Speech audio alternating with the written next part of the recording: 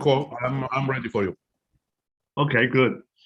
So let us start our webinar.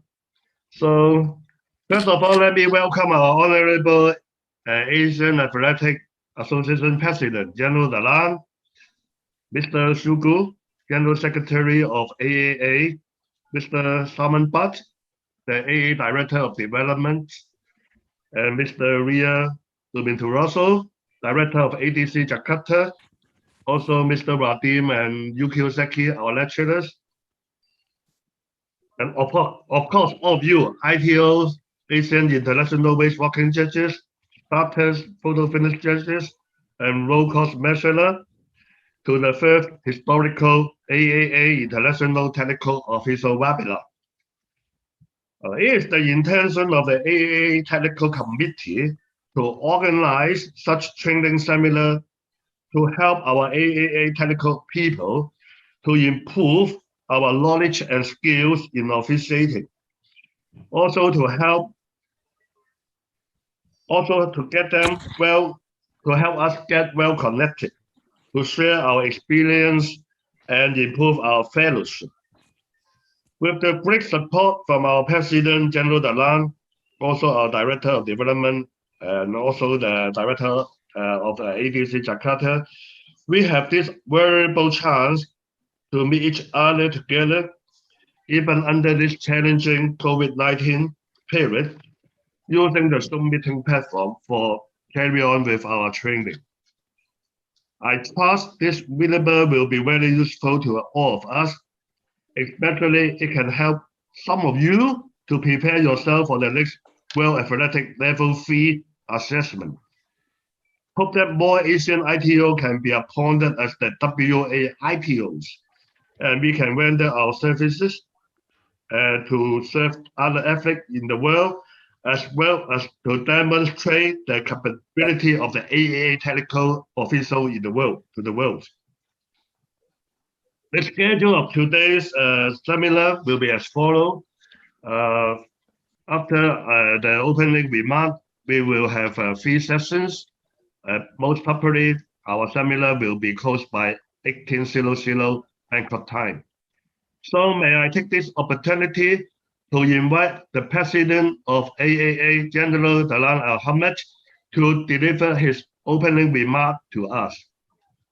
General Dalan, please. Thank you, Mr. KK, and dear ITOs, race judges, starters, photo finishers, road measurers, friends and colleagues. Good afternoon and good evening for some of you, I think. I'm really delighted that the technical committee is performing an excellent job in athletic development, especially on the technical aspects. I take this opportunity to thank Mr. KK and his team for their outstanding work throughout the pandemic crisis.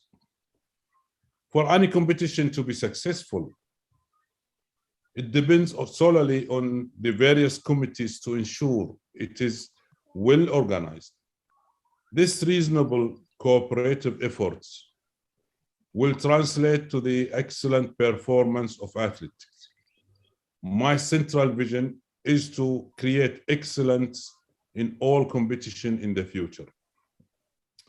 To ensure this, I'm focusing more on making our competition exciting and attractive to garner the support of the host, broadcaster, and various sponsors who would lend tremendous success to our athletics. This vision could only be established with the support of our competition commission and technical committee. They certainly play a dominant role to make this dream come true. And some of my talking from the bottom of my heart to you as the one who makes the future of the competition, who makes the future of the athletes. You are the one who can grant the athletes and the champions the glory, and you are the one who can fail those champions. So we all depends on your judgment. We all depends on your knowledge. Any competition will not run without your participation and without your good judgment. Just to let you know, we are in the process as you know, we will have the Congress, inshallah, in October. And we are trying really to have the Congress face to face. Otherwise, we will be working on the, electronics aspects. But the main thing of this Congress will focus on our future. And let me just tell you what are we going to discuss in the Congress to form our future. One of the most important, we are trying to propose to the Congress or to the all-member federation to reform the Council of the Asian Federation, where the presidents and the senior vice presidents will be elected democratically in the Congress. The 5 seats of the vice presidents, we are proposing that to establish federations in all of the zone of the area, where, as you all know, we have 5 areas. So each area will have their own federation, and they will have their own Congress and council. From that, the area, they will select, or they will elect, they will elect one person to be the representative of that area in the council, and he will occupy the position of a vice president. As you know, in the structure of our council is we have 5 presidents, 5 vice presidents. So from each area, we will have one person who will be elected in his area and will be automatically plugged into our council. The purpose of this, first of all, is to activate the area, to make the area work, to have their own competition, and to give the chance to the people, to the member federation, especially the small federation, to have some kind of achievement. We all know that in the senior championship, Asian championship, some of those friends, especially the small countries, they have no chance to get medals because there are big members who can, take all the medals. So in this case, we are trying to just downgrade those small member federation. So going to their area, they will have definitely a chance to have some kind of achievement. This achievement will reflect the happiness of their country, and their country will support that member federation. And this is the goal, is to have the governments, the institution in each country to look after the federation. So this will help us, to create a better standard for the member federation. Second, also we will have those areas to have their own calendar, which will match with our calendar, to have their own competition, and also to support each other. So this will help us, inshallah, to make all Asia active in their area, and also then they will qualify, and then they go to the senior championship. Also, we will have in our rule changes in the Congress, inshallah, we will establish the ethics commission. And we all know that, first of all, the World Athletics has already established the ethics. And this is going to be the custodian for our movement. We live in a transparency world, and we want our federation to be transparent. So this commission will be responsible for all the ethics things. Also for the election, we will have a panel, a vetting panel to check everybody before they come and take a position, you know, for to run the Asian Federation. We all know, my friends, that from your side, the technical people are, you know, the number of the technical people are reducing because of the age. Hello? Are we okay? Do you listen to me? Do you hear me or not? Yes, yes, yes. Okay. Yes, yes. Okay, so we know that the number of the ITOs, the technical people, are really decreasing because of the age. And I'm looking forward for your support, you know, to find and to convince more people to join your field, because your field is not an easy, and it takes years of time and efforts, you know, to have the experience. So we need your support on that one to increase the number of participants in the technical side. I just came back from Kazakhstan, and you know that our friends in Kazakhstan, they are going to host the Asian Indoor Championship next year. And I can tell you that the preparation in Kazakhstan is really well organized. The stadium is state of the art. This stadium is where we will have our indoor championship. They are bidding for the World Indoor Championship. So you will be the first people to join and to participate in that stadium. It's really well organized, and we have a good commitment from the government of Kazakhstan that they will organize it in a better way. We need, as a council, we need your recommendation. We need you to tell us what you see in the competition. How can we upgrade our system? This is very important for us. We don't want to just take the dress of the European or the American to say this fits us. No, we have to tailor our things according to our size, without violating the World Athletics technical rules. But we want to see it the way we want the future of Asia. One of the things that I want you to think about also during your discussion, you know, either in the seminar or between, you know, each other, that I see that one of the problems we face in Asia on the participation, that some of the elite athletes in Asia, they don't participate in our Asian Championship.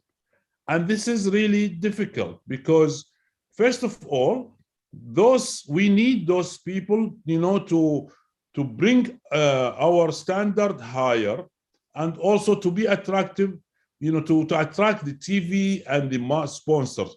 So one of the proposals that we are thinking, and I'm trying to push this to the council, that to have our own standard. You know, we know that the World Championship, you know, to participate in the World Championship or in the Olympics, you have to meet the standard. So I think through Mr. KK and Mr.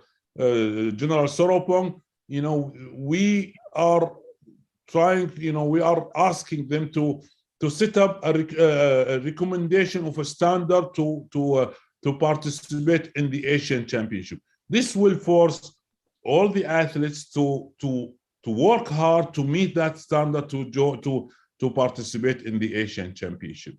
This kind of recommendation will help us really to make things better in the future.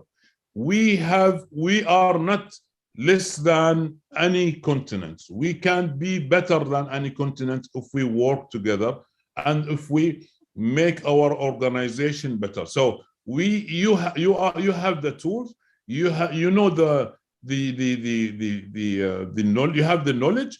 So we need your assistance to build up and to make the championship and our calendar, in a better way.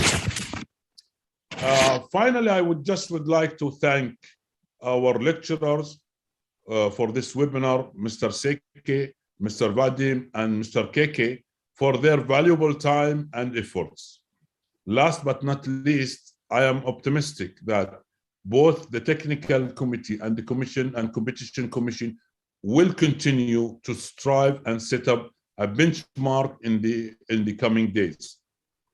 Also, I would like to thank our friends RDC Jakarta for organizing this webinar, and without their help, this is not going to be organized. So thank you very much, all the team of Jakarta, RDC Jakarta. My friends, I just would like to thank you all and to pray for a good luck to you, and looking forward, inshallah, to see you in a better standard. You are good, and you are the one who makes our future. Thank you very much. Thank you, Mr. Thank you very much. Thank you, President Dalan. Thank you for the encouraging words and also your very good update of the AA development at this time of the year. We sure we will give you every support to improve the athletics in Asia, especially in our area in the technical officiating. Thank you so much for joining us in this seminar. Thank you. Thank you very much. So Okay. without delaying you from the good things, I'm going to pull myself and leave you, you know, on your work to do something. Thank you very much. Thank you. Thank you. Thank you so much. Thank you. So, Mr. Ria, if you with your permission, let us move on to our business. Today is day one in our webinar. We will mainly focus on the material by Mr. Vadim, and we will have 3 sessions today. So, if everything okay, I will hand over the time to Vadim. Okay. Thank you.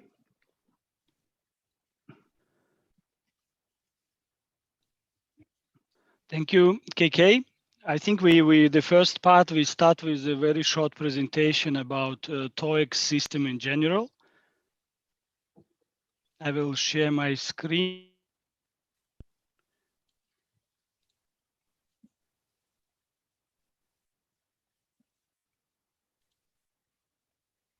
Do you see the presentation? Yes, Vadim, we see it. Thank you. So in general, as you know, World Athletics' main mission is the development of athletics globally in different levels, and it includes many areas. So for us, what is important is the officiating, which is also part of the World Athletics development globally.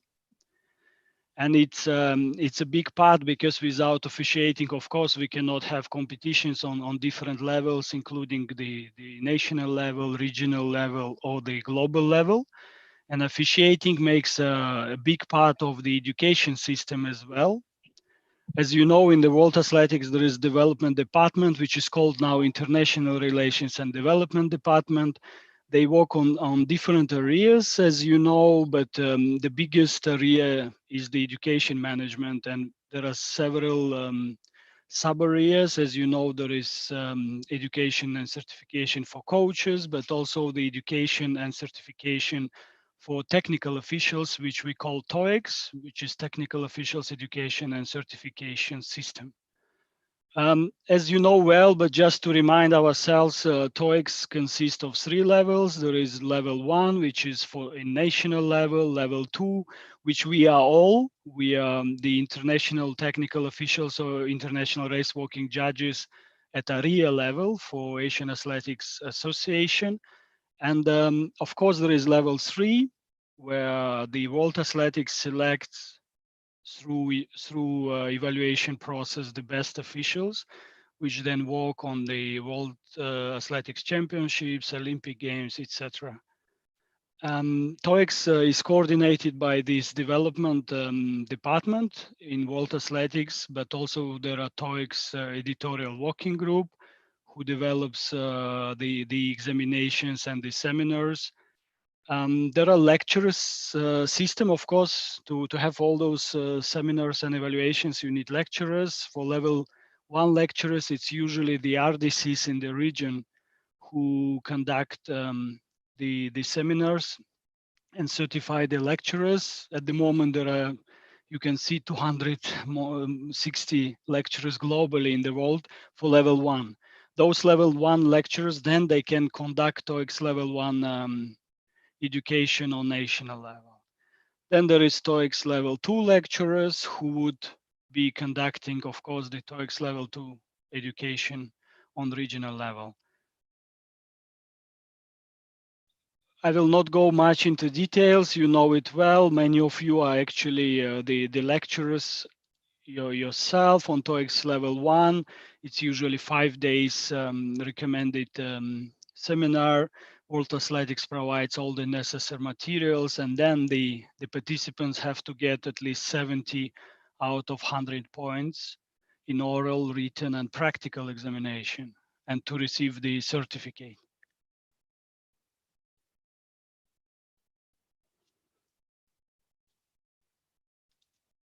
For level 2, which all of us passed, and many of us passed many times during our life of officiating. They are organized normally by RDCs in the region. In this case, it's usually Jakarta RDC who are organizing. And we have World Athletics deciding normally who will be the lecturers and providing different materials. And then the participant must achieve at least 60% of total point, as you remember well, in the oral and written and competition presentation parts. And in each part, you have the minimum score also to achieve to pass level 2 and to receive the certificate. And passing level 2, you are normally automatically included in the panel of technical officials in the area level, in this case in Asia Athletics. And finally, there is level 3, the highest level, which is every 4 years, there is evaluation organized by World Athletics. It was supposed to be this year in autumn, but because of the pandemic, World Athletics decided to move it to next year. So next level 3 evaluation will be next year, autumn, probably in October. The exact dates will be confirmed, which I believe are good for us, because first of all, for last 2 years, we didn't have any events in Asia where we could officiate and continue practicing officiating. But also it gives Asian officials more time to get prepared for those who will go and try the level 3 evaluation. And thanks to KK for organizing this webinar, and I'm sure we now have more than a year till evaluation. We can have more activities, more educational activities, to make sure that we have more officials from Asia successful in this TOEIC level 3 examination. As I mentioned, there is TOEIC editors groups. They develop the materials, the exams, etc. And then during the evaluation, they act as the assessors, as the evaluators for written and oral assessment. The candidates are coming from every area. Every area is selecting the best members to go to represent. The problem is that World Athletics puts a quota for each area, so there is only limited number of people who can come. Of course, all the current members are invited automatically, and then each area have a quota of how many more people can attend. If I remember correctly, last time we had, I think, quite a good number of people coming from Asia. It was 7 or 8 people, if I remember correctly. Yeah, based on number of competitions by World Athletics for the next 4 years, the World Athletics decides how many people based on the evaluation will be included in the panel. What it means is that there is no the minimum mark as such, and the level of participants are extremely high. It's the best officials coming from every region. So everyone is passing this evaluation, but not everyone can be in the panel. If, for example, last time the World Athletics made estimation, okay, for next 4 years, we need maximum 33 ITOs on the level 3. Then out of 60, 70 participants, only 33 at the best results will be members of the panel. It doesn't mean that those who were below the 33, they didn't do well the examination. They also passed it. It's just that the level is and the competition is very high, and the number of members of the panel are very limited.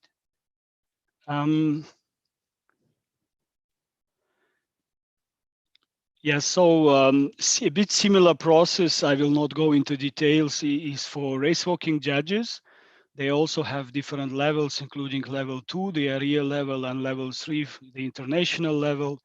The system for photo finisher starters is a little bit different, and it's managed separately, but for race walking judges and technical officials, this is the system. What is important is the continuous officiating. Doesn't matter on which level we are, that we continue regularly working on different events on national level, regional level, and international level.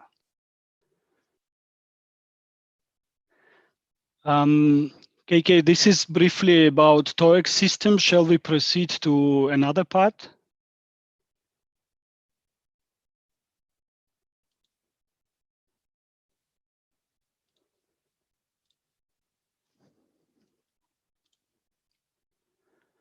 And for question and answers, if I understood, KK, we will do it at the end of the session, right? Yes, if time is enough, we will go through some of the question and answers. Okay. Then I will go to the next part, which is very practical part. I try to find as many videos as possible of different cases in track, in field, in call room, etc., in all possible areas. I don't know how many of them we will have time to see today, but we will try to as many as possible. And my idea is I don't like passive lectures, you know, when some lecturer is talking, participants are listening, and after some time, after half an hour maximum, everyone is losing the attention. It's not really the goal here today. I would prefer to have an interactive seminar actually. And after each video I will show, I can open quickly the floor for people to comment. It's very important if you have doubts or something or questions you ask. The goal is not to show a video and tell you this should be like this. No, this is not the purpose. The purpose is that we discuss together to come to certain shared, let's say, opinion, which will help you in all future examinations. What I forgot to mention, and at least in level 3, for each oral assessment now, there are video assessment, meaning it's oral assessment, but with video cases. So you come to the room, there are minimum 2 evaluators. You take the ticket, which show which videos they will play you. Usually there are, I think, 2 videos, if I remember correctly, could be 3. And then they put you the video, you watch it. If you want, you can ask to repeat it a second time, or they will repeat it. And then you have to speak. And what is important to understand, in some videos, it's not really critical just to say, was it a failure or not, who is right or wrong. Important is that you speak, if they tell you, for example, you are the referee of this event, you have to explain in details every step you do in this situation. Not just to say, for example, in the false start, it was false start or not false start. You have to explain what are the steps you are doing, you are taking, whom you are talking to before making decisions, how you make the decision, how you announce the decision. So in this way, they understand really if you understand your role as a referee, first of all. So that's what we can practice today with different video cases. Don't be shy. Once I play the video, whoever wants can step in and comment. Vadim, I just add one point. I think some of us have been in the WA assessment last time. Also, in the video assessment, last time they will ask you what is the position, the best position. You should stay there as ITO or referee. So first of all, they will ask you to explain which position you are standing, and then follow up with what you just said, what they should do if any incident happen, and make sure this is one of the concern they asking last time. Thank you. Yes, thank you.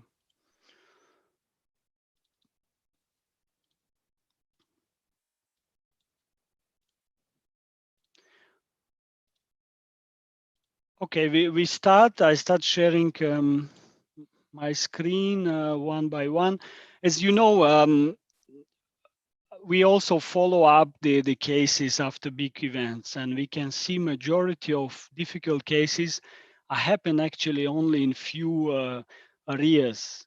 So I'll try to go through those areas one by one. And one of those areas, for example, is definitely the track events, where the biggest cases are usually jostling and obstruction. And quite often those are very difficult cases also to decide for the referee. So we go through the first video, which is easy to see because it's visual by Hawkeye, and then they help the referee with a good picture to highlight the moment of the incident.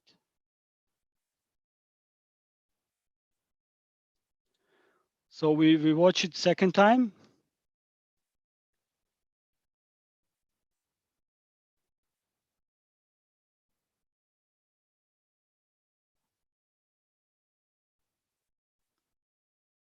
Okay, anyone wants to comment?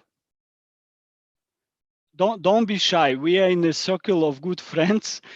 We often discuss different cases when we meet and sit together. This is the similar opportunity. Don't take it too formal.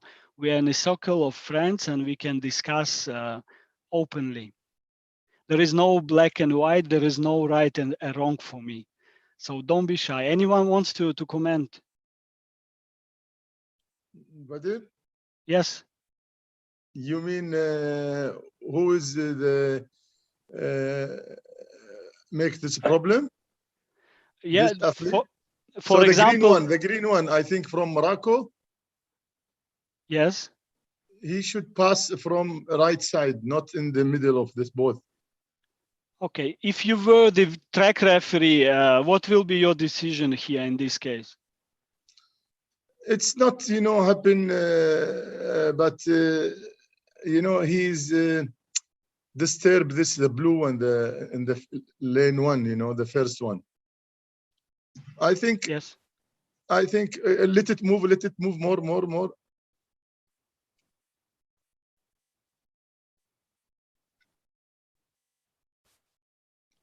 What you will do in this case? In this case, it's not any change, for the best three results, not any change. But I think this, the green one, become better than the blue, who was touching. Uh-huh. The green one, maybe it will be the DQ. Okay, good. Which I agree. In fact, it was in Doha, yes, World Championships, and the green one from Morocco was DQ'd. Do you do something for the blue one, which was who was impeded the progress? For the results, not any change, no chance for him to become first or second or third. There is, the rule, they let him, which race this, 800 meter or 800 meters, yeah. 800 meter, huh? I don't think that's good that they let him run alone, but maybe they could if he asked. But I don't know what they accept his, maybe he's protest, yeah? maybe. No. He did he protest? I don't remember. But you are it's right. You are right Mhm. that he is definitely will not be in the first three. But anyway, what is important also, you rightly said that the Moroccan guy is to be disqualified because it's clearly he creating jostling and abstraction for the blue Mhm. guy. Both But for both. well, yeah, also for this white and blue. Yeah. But for the one who was impacted, the blue one, you can also decide either you do nothing in this. For example, if it's a final, for sure you cannot do anything, unfortunately, for this Mhm. athlete who was affected. If Yeah. it's qualification or semi-final, you as a referee can still make a decision to advance an athlete to the next round. So it's one of the Yeah, options you but can do. also I think he should protest. Yeah, yeah, Can I say something? sure, yes. So in that case, considering it's justling, okay, so the Moroccan guy, okay, with color green vest is impeding the progress of running, although he is at the back because of the action that has been made by merely pushing. So that's by chance it's impeding the progress of running of that guy with blue short and white vest. Okay. So in my case, considering it's impeding the progress, if in case there is, if in case this is a qualifying round, and because of that action, that athlete that was impeded will not be able to take part in the final round. And of course, in my case, then I would allow that very athlete to be part of the final round. Okay. Okay. Thank you, Mahmoud and Jesus. Let's see. Excuse me, Yes. Vadim. I have one thing also to said about that. If you see it, this from Morocco has come from behind. So between these two guys before them, there is not space. So he want to go from the middle, and this is every time we say it. If there is not space, it's not allowed for the athlete to go from inside. So it should be. But otherwise, I want to know about helping. It's anything, any help, because he pushed the other athletes. They push him, so they give him like more, something helping, like for him to be more speed.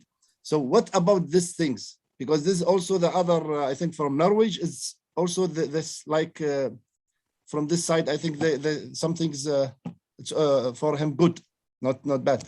Yeah. So In this case, it's different to say, but it's a good point, Hakim. We will have other examples also to see. But in these examples, what if you are the referee, you can clearly say at least one athlete, he slowed down after contact, so he was affected negatively. So that's why you have a reason to disqualify anyway guy from Morocco. And for this guy who slowed down because of contact, it's up to you to decide. If it's qualification, maybe, I'm not telling that you should, you must. It's still your decision if you advance these athletes to another round or not. But for sure, as a referee, you would disqualify at least the Moroccan athletes. But that's sure. in terms of help, let's see other examples. Maybe we find also a good example more clear. Because in this example, yes, the other athletes, the second one, he progresses actually faster, but it's difficult to say if it's anyway. I think when you are touched by someone, in most cases, it's actually impedes your progress, not helps. But let's see another example.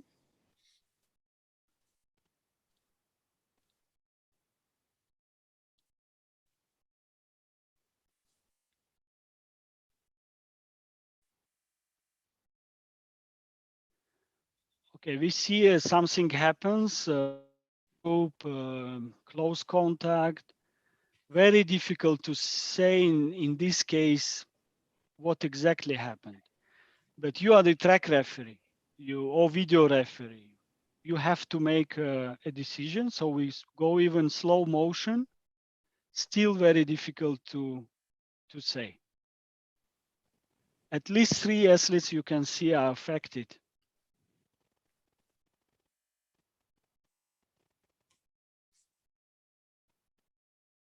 Anyone wants to comment?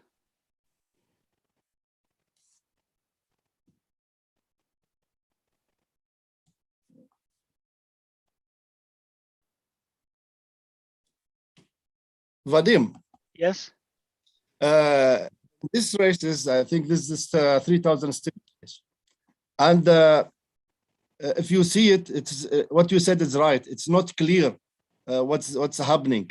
But if you make it like slow motion, I think there is one of athletes that pushed the foot of the other one. So in this cases, they fall. So the other one is coming. If you see it, look at from, I think, Ethiopian, from Ethiopian. I think this Yes. Ethiopian, you see it?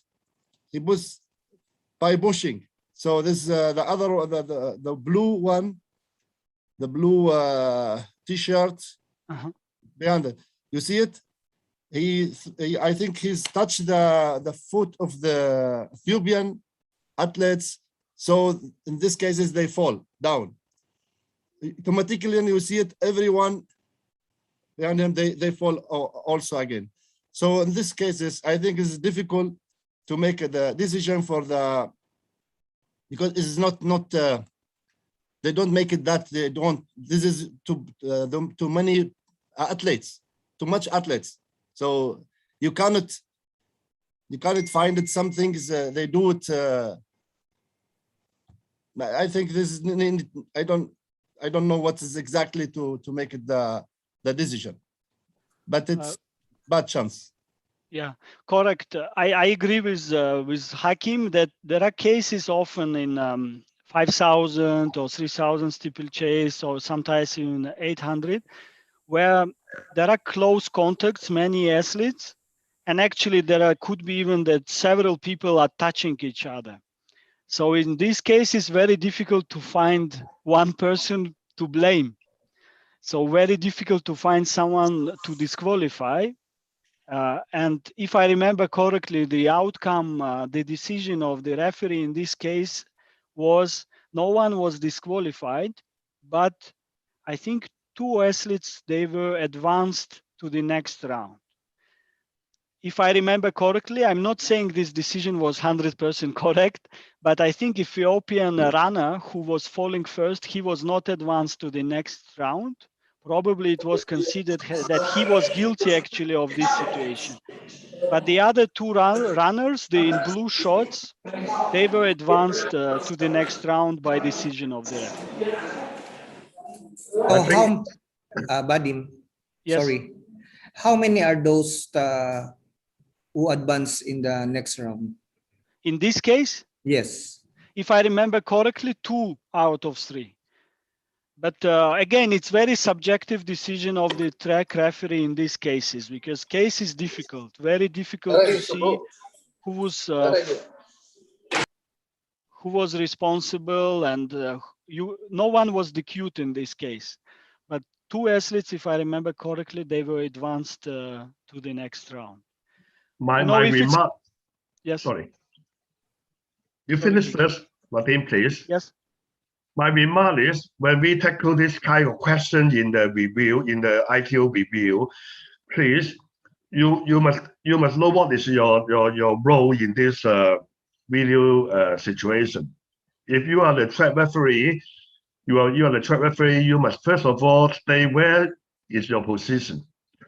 The final decision is not very important. You should have several proposal if you can make. Nothing 100% right or wrong, actually. But the procedure is very important. And at least you must say that you will go to review the video with the video referee. You must mention this point. Yes. So what they want is how you handle the situation, not one answer. If you give one answer, like me, fail. but you should have a lot of scenarios that will happen and the procedure that you will follow. This is important in the review. That's my Yes. observation. Thank you. Correct. Absolutely correct, KK. Thank you. As we mentioned in the beginning, important if you are in examination at least, is not only the decision, but the process you explained from very beginning. So if they told you before playing the video that you are the track referee, then you explain. You say, okay, my first step, I talk to the umpire who was closest to this position. I take report from the umpire. Second, by radio, I call to the video referee and ask him to prepare the review and ask him to review. Third, maybe I go myself to the video room to see the pictures before making final decision. And then you go, you tell which options you have. As we discussed, if it's qualification, you can advance athletes who suffered to the next round. Do you potentially you may disqualify someone, etc., etc. It's very important to, as Mr. KK says, to explain your role and the whole process step by step. Let's see a few more cases. Vadim, Yes. yeah, you just mentioned that they led them to have chance in the next round, yeah? Yes. Yeah. What's happened if this is in final? Well, from my personal opinion, in final of long distances, but even in sprints nowadays, you can't do much because, of course, the rule allow you to decide to rerun the race. But in the history of athletics, I don't think it happened even one time because no Okay. one will want to rerun the whole race. So what you can do is only if it's a final, if you see that someone is really infringing the rules, let's say someone is really guilty, you can disqualify. I don't like certain decisions of the jury. Let's speak openly. In Doha, there were two cases, decision of the jury, which were, in my opinion, ridiculous when they gave the medals for the athletes affected. I have the videos of these events we can watch later.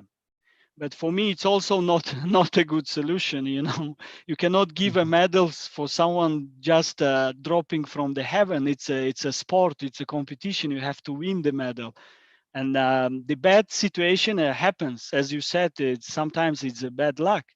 So if it's a final, you cannot do much. Yeah, they will count it. This is a normal accident. Yes. Okay. Let's see another type of accident.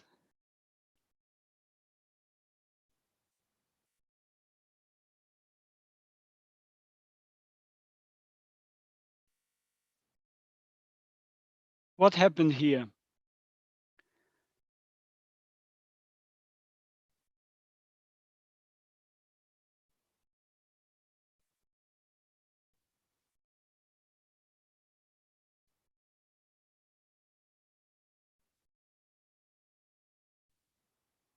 Anyone wants to comment?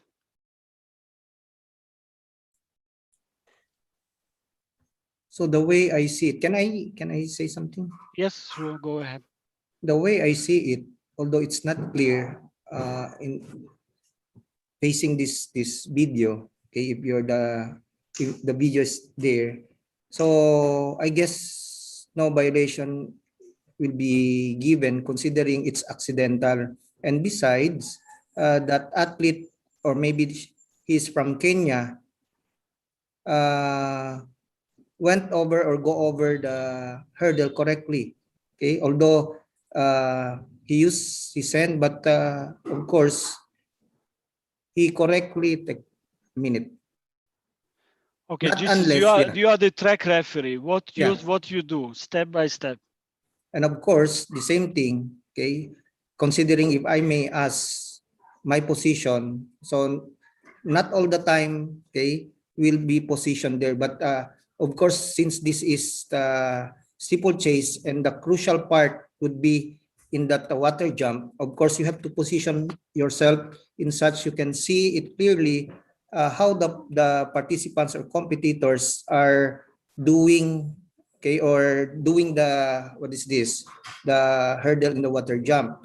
So even when, or case may be, okay, I wasn't able to see it clearly, then of course, the same thing is we have to get the, what is this, I have to see it on the video, how the situation or the incident happened, for us to be able, or for me to be able as a track referee to get the best information and at the same time to come up with the correct decision. Okay, good. So just if we look at the case itself, you can see the Ethiopian athletes hit the barrier. Most probably from at least this video, it looks that it's accidental. It's no one touched him. It's purely his luck or his fault, whatever. But you can see the athletes all. It's not the full story. You can see another athlete from India behind him, who was impacted by this situation because he had to stop. So in this case, if I remember correctly, the referee took a decision, nothing for Ethiopian, you cannot do anything for him, but for Indian athletes, if I remember correctly, he was advanced to the next round. Though probably he was running in the last, he wouldn't qualify, but anyway, but the track referee decided that he was affected by the incident by the Ethiopian. You see, he had to stop. Can I ask Before- question? Yes. Okay. Sorry if I ask it this way, because I'm in doubt why this very athlete, okay, was he was given the chance to advance in the final, where in fact that's accidental, and yet the situation is not that severe enough for him to take part in the final. Because take note, this is what is this? That's accidental. So if I may ask your part, okay, sorry if I ask this way, how do you decide, Vadim? Me Sorry. personally, Yeah, yes. me personally, in this case, I will not do anything. It's an accident of the race. It's not anyone's fault. No one to be DQ'd. And accidents of such nature, they happen. If this guy would be in the leading group at least and having some chances to qualify, I would Correct. advance him. But he was running the last out of 20 athletes. He definitely had probably no chance to qualify. But as I said, it's very subjective. Often in track referee decisions are very subjective. We have 48 participants here, and maybe if you ask one by one, everyone will have a different opinion. What is important for evaluation, as KK said, if you go to exam and you have situations like this, you describe the process, what you do, what actions you take. At the end, it's not very important to say clearly your one decision. You can say in this situation, there are several possible decisions. One decision, do nothing. Second decision, advance Indian athletes to the next round if it's qualification. Even third decision, maybe advance both athletes to the next round. You know, it could be multiple decisions, but what is important, you clearly explain step by step what is your role, what you will do in each such situation. I agree with Vadim. I agree. And also because why we organize this kind of seminar, we saw this case. This is a preceding case that can help you. Next time, if you make a decision, you can say, I have several ways to handle it. One of the past experiences in Doha 19, this is one of the case. Maybe we can do it, the decision like this. But I also have other opinion. I suggest like this, then we'll give you more points for your review. Yes. Yeah, this is what I think. Another case.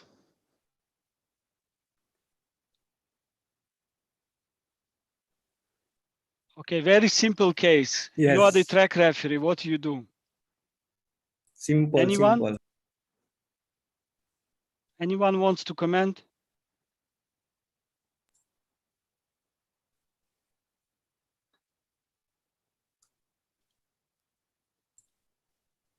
So what we do?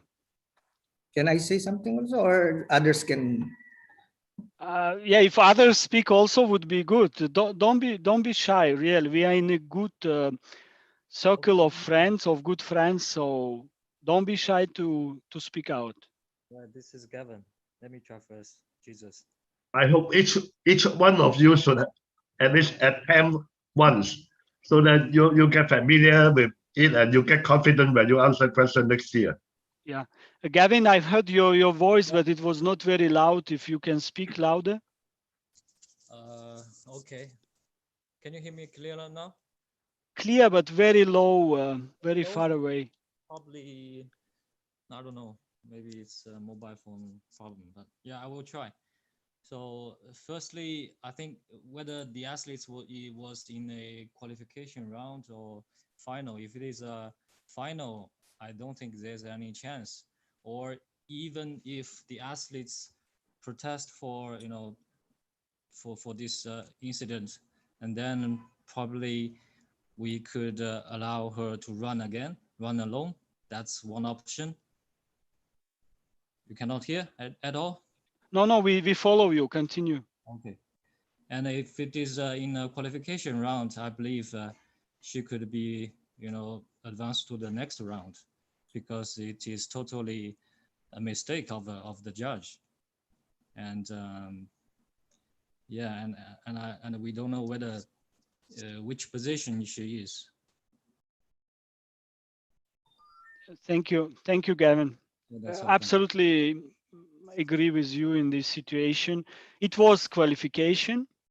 So in that case, it's a bit easier, but still you can decide if you advance her or not, depending on many other circumstances. For example, we can see she was running alone. Maybe she was the last runner out of 30 more runners. And was it a serious impediment or obstruction for her? Again, it's subjective cases, but what is important that you clearly explain, like Gavin, you did now, what is the process and what options you have to do. Let's have a funny question. How about if you are the lead manager? What should you do? I think Hakim fired this poor judge after this incident because it was in Doha and Hakim was a competition director. So maybe this judge was not working afterwards. No, but such mistakes happens. It's not really nothing really bad, and we just need to be always more careful when there are races ongoing. Let's see another example.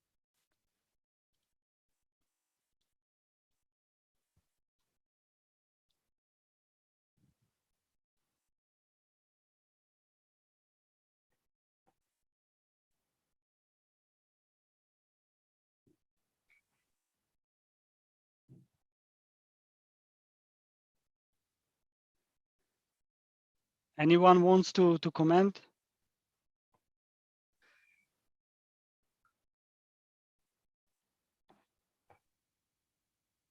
Let's suppose this time you are not the track referee, you are the video referee. What you do? You watching the screen in your video room.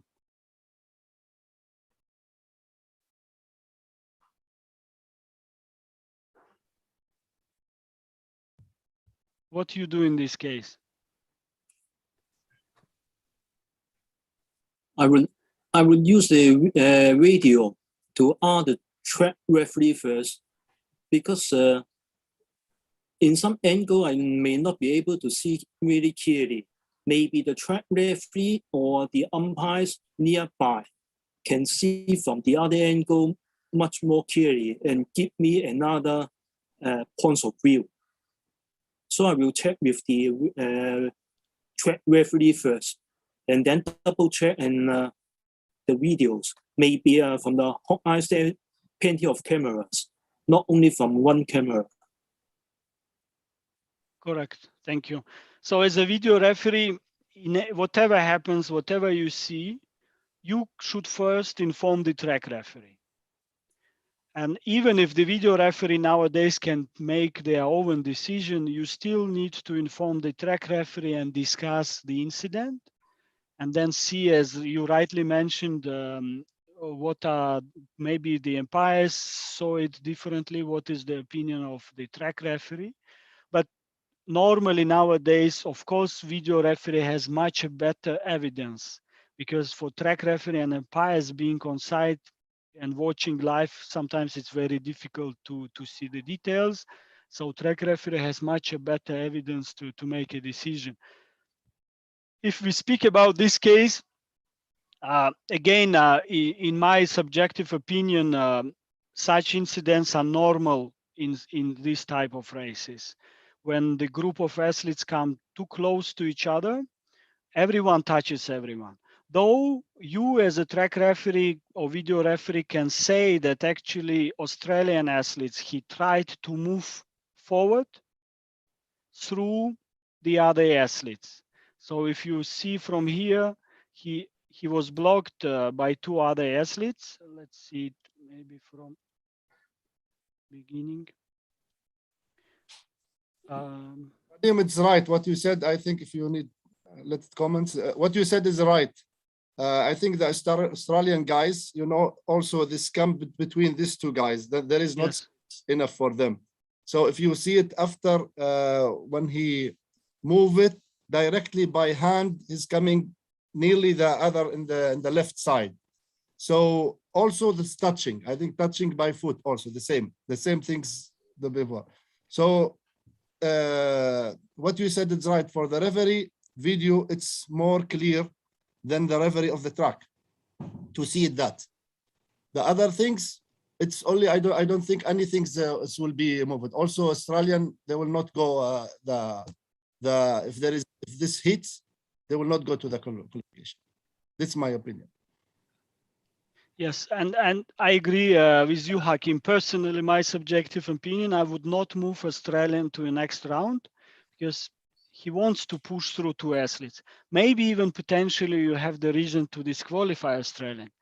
But as I said, for such cases, every referee has a different opinion. The funny thing that the referee who was there in this competition, he had a different opinion than me and Hakim. He decided that Australian athlete was affected, and he advanced Australian athletes to the next round. So, can I say something? Yes.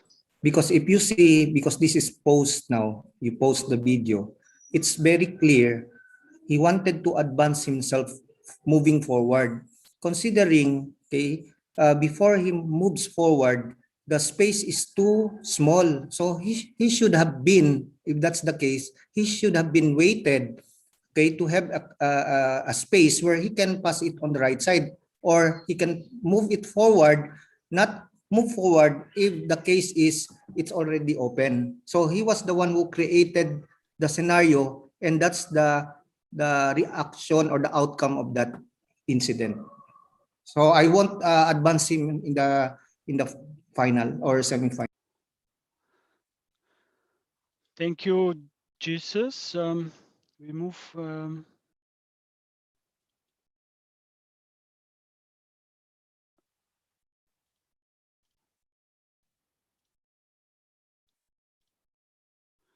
Next one.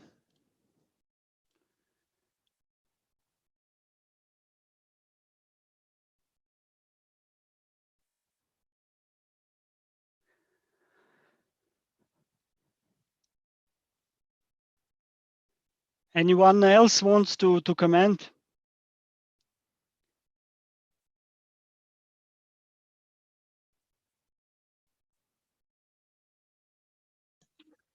Don't be shy. Come on. Try to answer, because this will help you a lot. We will answer, but wait until we get the picture very well. Then answer. Correct. What you know what Vadim said before. Don't directly answer. You must see it, then after answer. Very well. I agree with you, Hakim. Thank you, KK. You are the boss of us. Thank you. I want to say one thing, Vadim. To see it, if you see it now, start this happening. Start from the Kenyan athletes. He moved it from his, he moved it from the left side to the right side.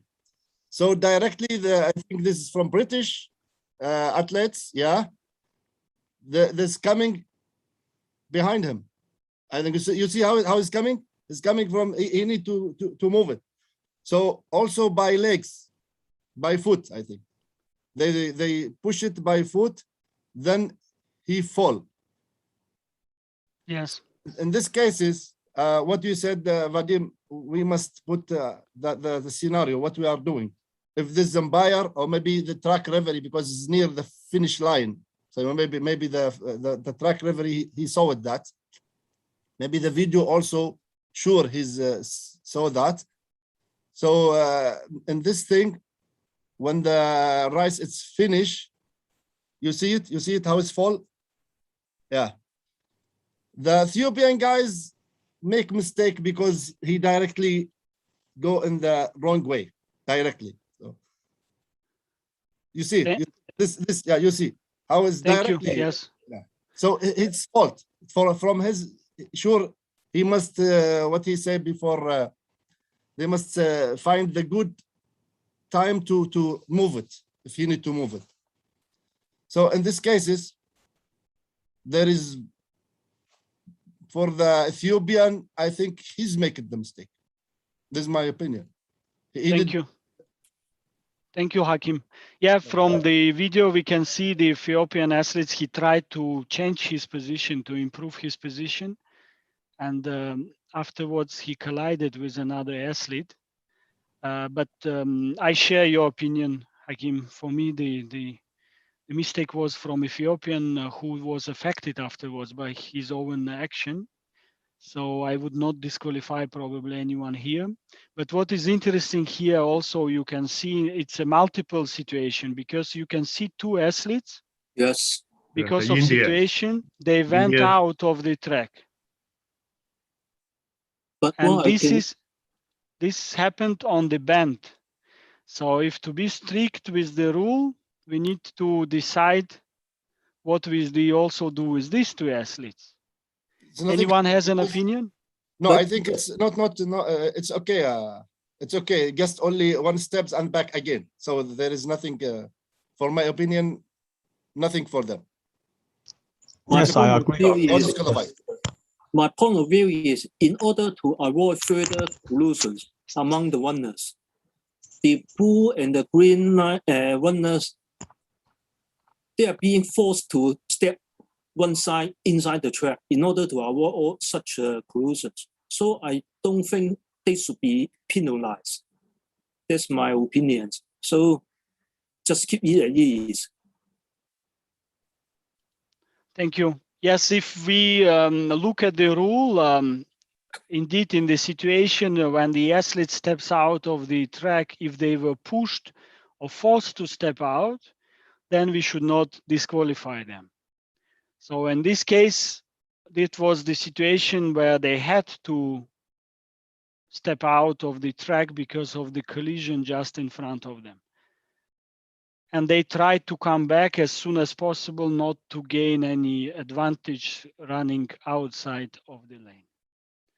So in this situation, you're absolutely right. You have a reason not to disqualify the other two athletes also. So I think in this case, when you receive this kind of question in the review, please make sure you cover all the scenario, not just the first one to make the pushing, but also you have to take care of these two athletes who are stepping inside the curve and how you will handle it. You must answer this to your assessor about your opinion, please. Yes, correct. Okay. As you've seen, we were discussing the main incident and we missed the other two incidents. So that's why it's very important to see the whole picture and see different scenarios and different cases, not to miss anything.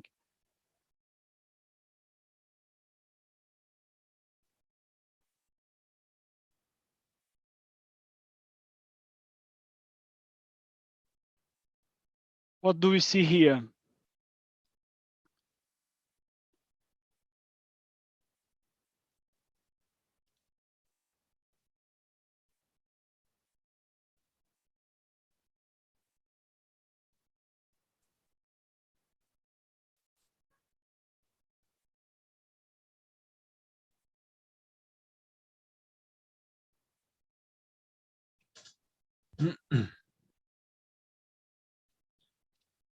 What do you think?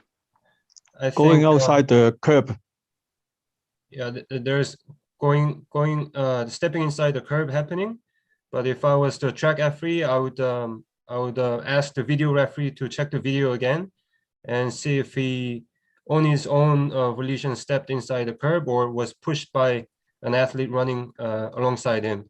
And in which case, I wouldn't put any sanction on the Norwegian athlete. Thank you. Perfect.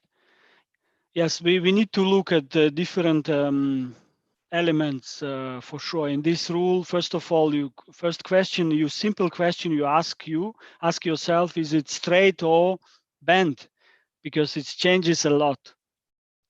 Here we can see it's probably a straight, so it's not on the bend. But then on straight, you are not DQ'd if you step out unless you improve your position out of the box or whatever when you come back. From this video, it's also, the first point, as you rightly said, to see if he was pushed out or not. But the second is also to see if it's a straight. It's nothing bad to step out unless he improved the position. And from this video, not very clear but most probably he doesn't. You can see from here he doesn't improve any position by stepping out. So in that case, no need really to disqualify. But you rightly explained the process, but go more in details. Look for different aspects of the rules.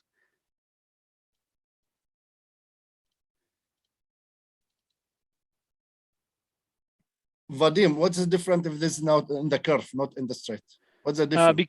Because the difference is very simple. If it's on the straight, it will not be considered as an advantage normally, and you will not be disqualified. Because you are not on the straight, you are not making your distance shorter, theoretically. But on the bend, if you go out of the track, you are making your distance shorter. This is very important. So on the straight, you are normally not DQ'd to step on the line or step outside of the curb. Unless, as I said, you are improving your position. For example, you were running in front of you, two guys, you cannot move through the right, it's too difficult. You go outside of the curb and you come back in front of another guy. This is not allowed clearly, it's a clear DQ because you went out of the track to improve your position. Thank you very much. It's right. Thank you very much. But maybe someone they need to know about this. Maybe they think about that. So thank you. Thank you. Thank you. But how about if he was pushed out to the inside, not along the straight? He was pushed or forced.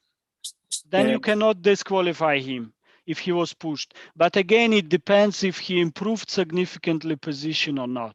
Even if he was slightly pushed, he steps out, but then he runs outside of the lane and he comes back, improving his position in front of another athlete. Then you would still disqualify him.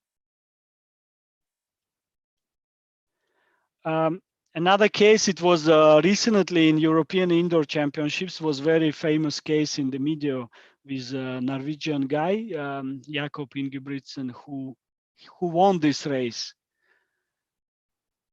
So you can see what happened during the race.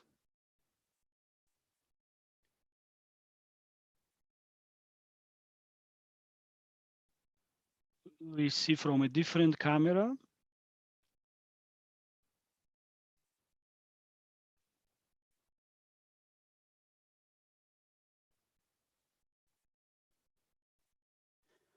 I think I have another video of the same incident as well, just to make it more clear. I would like to ask why there were so many coins. Yeah, that's a good question. It was definitely a mistake because you don't need so many coins. You need only, I think, 40 centimeters between the coins. But that's the first point. I think the judges wanted to make it better, but this is not according to the rule. Okay, this is the same incident, but different video. You can see a bit more here. So what do you think?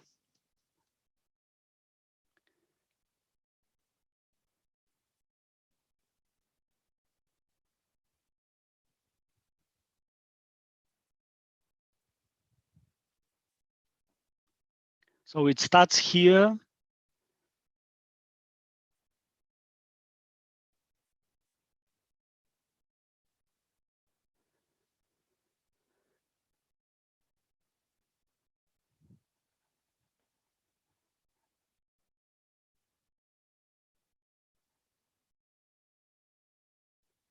Be also, while we are watching, be also aware that in the big championships, of course, you will have good video recording system by Hawkeye or any other company, which helps you a lot. But in many competitions we have in Asia, unfortunately, we will not have such a sophisticated system. And then as a track referee, you would rely on your own eyes if you've seen something, and also on your umpires.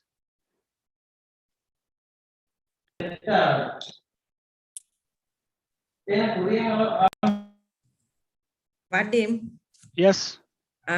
he's very good. He didn't drop any of the cones down. You know what? He was careful, yeah. Yeah, he was good. But I was going back to the previous video that was happened in Doha. Remember, he has this tendency. Was it because of this the rule change? Because of the incident in Doha? Which one? Which rule changed? The previous video that you showed. Incumbent Jacob went out and came in at the straight. Was there, because of this incident, I think the rule changed, right? If I'm not mistaken. No, the rule is clarified or is something. no, rule is long time ago. But They it clarified. changed. They clarified, but it was the before. Amendments, right? It was before Doha. It was they clarified in the rule what I mentioned to you, that on the straight, yes, if you step out, it's not an infringement. But if you improve your position by stepping out on the straight, for example, going out of the box, then it's an infringement. That was clarified, but it was done earlier. It's already some years. It was done earlier in the amendments, right? Yeah. Okay, for this case, anyone wants to comment? Well, I think why he ditched the bib number of that white runner, the blue one. It's a good question. I don't know why he did this, but what would you do in this case? I will DQ the blue runner. For which rules? Well, he stepped, outside the track that I can see from the another video. I didn't see any point why he have to step outside the track. Okay. Vadim, I am not agree with Mr. Ahmad. How are you, my friend? I'm not. I think okay. The blue, he's okay. He want to go inside. There is not space. I think there's not space. Yeah, he want to go inside, but there is not advantage. There is nothing happening so much to make cure the disqualified. I don't think one, but nothing will be changing. Okay, it's very good. We have to. Sorry, for a step is not problem. For step, because he step one step and back again, it's nothing advantage. For a step, he make one step outside in the line. You see it, then after back again. So it's not because by pushing. Correct. So Vadim, I feel that he has made a mistake. He has already went off balance and he put one leg inside, and then trying to recover his balance, he pulled the runner on his right. I think there is an element of disqualification there because it's obstructed the runner in front. Correct. It's to be honest, it's very complicated case, and there was long discussions during these championships. There was jury of appeal case, and a lot of discussion in the media and social networks. Such cases are really difficult. But if you face such case in the evaluation, in the oral examination, what is important, you look at different aspects and you explain to evaluate different scenarios. What happened, what you will do, whom you will talk, to get more evidence maybe, and then what are potential the rules which were infringed in this situation. But for your information, just to show that the story is very complicated, I can tell you the video referee, he disqualified the blue runner, the guy from Norway. But then there was an appeal, and jury of appeal reinstated this runner back. And the reasoning they used are different. For video referee, he said he stepped out on the bend. And if you are not pushed by someone else to step out on the bend, you cannot step out of the bend, Correct. as we discussed. So, but the jury discussed differently. They said that there was a kind of contact between two athletes and it was mutual fight between the Polish athletes and the Norwegian. And the Norwegian was pushed out, or he lost the balance because of fight and was stepping out, and they put him back. So you can see in such cases, there is no clear yes or no, wrong or right. Every official sometimes may have different opinion. But as we are explaining to you with Mr. KK, be careful during evaluation if you have such cases to explain everything, to explain different scenarios. Not immediately just to see the video and say, I DQ these athletes, full stop. This answer is not sufficient. You need to explain the whole process and explain different rules involved, because here you can say there is a rule stepping out, there is a potential rule of abstraction, plus he removed the beep of another athlete, which could be also considered as unsporting behavior, etc. So there could be many things in such situations. So, Vadim, you are with the referee or with the jury? I am with the jury. It's very, very difficult to say. Very difficult. I am with jury. I personally, for all races like this, 800, 1500, 5000, I believe we should not make the sport, our sport, as a ballet. There are contacts and it's normal. For me, important, if the contact is mutual, if they were fighting, touching each other, I will never do anything. If only one athlete comes and hits another athlete, then for sure you need to take an action. So for me, we should not be, in Europe, there are many referees. For every touch, you touch a little bit someone in the race, DQ. No, it's for me personally, it shouldn't be like this. This is the race, Many of us, we were athletes ourselves, or we were coaches, It's normal in 1500, the athletes are running with their elbows, outside and trying to fight for a better position. This is the beauty of the race. We cannot make it completely clean that they don't touch each other at all in such races. But as I said, everyone may have a different opinion on such situations. Okay, I think we saw I still have a lot of videos for abstractions, but let's move to another topic to make it a bit different.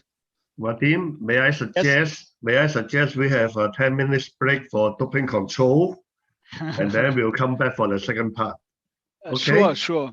Perfect. So everybody, you can still stay in the chat room and we can chat, but we have 10 minutes break and come back 10 minutes later. KK, may I offer we continue at 30?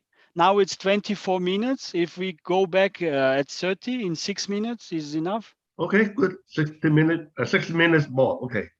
Okay. In 30, we start again. Okay, good. Thank you. Have a quick break.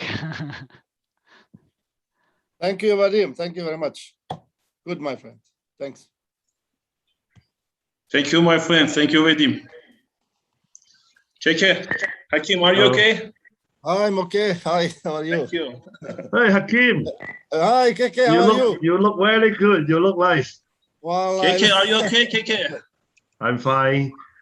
I can see Seki is trying to enter many times, but Is Saki in the meeting now? Saki, are you here?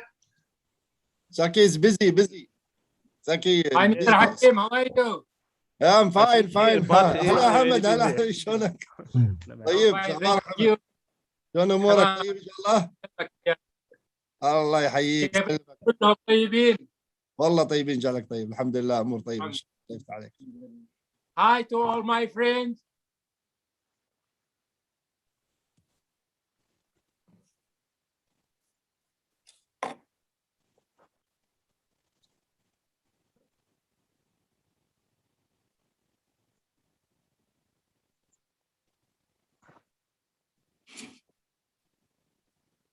Hi, KK. Thank you so much.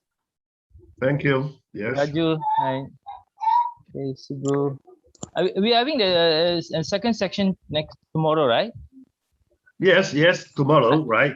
So I'm only mixed up with the timing. You know the timing. I opened at 3 earlier, so Singapore time is 3, so Jakarta is 4 p.m. Got it. Yeah. Same as today. We So- use the Bangkok time. All right. Will you be covering anything on race walking tomorrow? Not really many. Tomorrow, I think Saki will cover most of the matter about stadium equipments. Okay. Then Okay. I will cover a little bit about the new events allowed under the umbrella of WA. That is the trail running, mountain running, ultra running. If time allow, maybe some cross country update, races update, and of course we can have any kind of discussion during the webinar because we have so many race walking judges here. I see I have a Snoopy here. Echo is here. That's right. So you can bring up any question. Even today, you can bring up questions. Look, I know. I because the topic is all on track, so I don't know how to interject race walking. You know, it looks like off. It's like off off the event, of the agenda. You know, so very difficult to bring in. Now, what I suggest is I appreciate especially you and Seki and Asian A, you know, organizing days for everybody. I wonder if someone from race walking could also participate in this panel or in this lecture, maybe one last few sessions, 2 hours or half an hour even. That would be helpful for race walk judges and make it more meaningful for us to attend as well. You know what I mean? Yeah. yes, you are very right. You're right because this time our intention is to help our ITOs to sure. prepare for the next WA review. Mm. But we consider all the ITO, including race walking judges, starter, photo finishers, and one family. Sure, One sure. family. No worries. That's why we invite all of you to join this seminar. Of course, we have future plans. Race walking is one of the concern of us. And also, we hope to have, just like the president said, we are going to have different region in the future. And our next plan is to organize regional NTO training in 4 regions. So your point, we are well looked at. But don't worry, even today, I think we have some time in the later part of our webinar. Sure. If you have any issue about your concern of race walking, walking, or some cases you want to discuss, now this is a good platform. You can bring it up. No worries. Thank you. Generally, so are we end? Or are we coming back later on? Yeah, no. We have 6 minutes for doping control only. Please go to the doping officer now and come back later. Okay. It's a short break now, right? Okay. Yeah. Okay, thank you. Yeah, see you in a short while. Thank you. Okay, bye. KK, how are you? I'm okay. I miss your beautiful country. You see the background of my picture is in Maldives. KK, I have a suggestion. When you put a question like this regarding, I mean, especially in the long distance, like 5,000, I think it will be a good idea if you can, give some more details about he is a leading runner or last runner, or what is the position of the run, I mean the last lap or first lap or middle lap, so that we can brainstorm and answer questions like that. If something Yes. like the in case of 5,000 meter, if the last runner did something, so definitely we can DQ him. But if it is the leading runner, then we have to decide what will be the situation of the race. So if you can give us some more details about the race, it will be, I think, good idea to brainstorm. Yeah, thank you for your inputs. Yeah, actually, I think Vadim just now is doing the case by case, and we have to review each every single incident happened in the competition, in the fun plan, or even in the last 2 or 3 runners. So no worry, we just when we go to the cases, if you have any observation or remark, please bring it up. And I don't think we have fixed rules to handle it, but we have to review it case by case, especially next year when you're doing the examination in London. Thank you.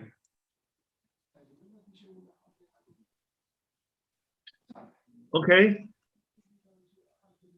Vadim, are you there?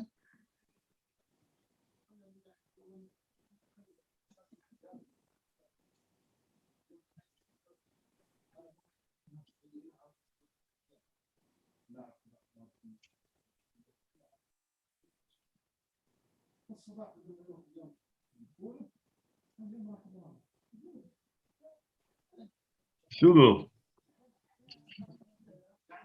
Yes, Mr. Kiki. Thank you for joining us for the whole webinar. Thank you so Oh, much. no, my pleasure. You I'm can just- be an ITO next time. No, I'm just literally, it was a good topic which was brought up. So it's interesting because these are certain things which when we are watching competition, we are not able to see. With the video, you're able to have a clearer picture. You see, so it's good for our ITOs also, to have this kind of experience from the video clips. Yeah, the most important thing is in the last WA ITO review video is play a very important part in the exam, in the examination. Our Asian is not used to do this. Yes, but yes. I know that European they are familiar with this kind of Right. assessment. So this time, deliberately, we want to let our ITO to share this kind of experience. Yeah. Yeah, it's good. It's good.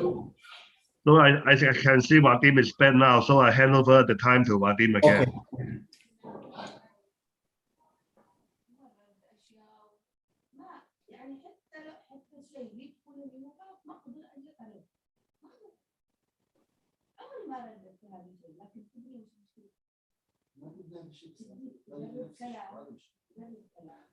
So let's go to another events to see something different. A lot of cases also happen in hurdles. It's very natural. So this is one of the cases. You can see from different angles. So what will be your, if you are the track referee, what do you do in such situation?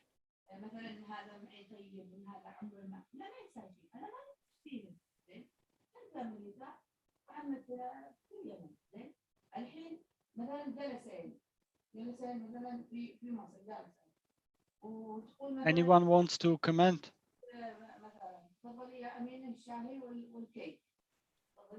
So while waiting, can I say something? Yes, yes.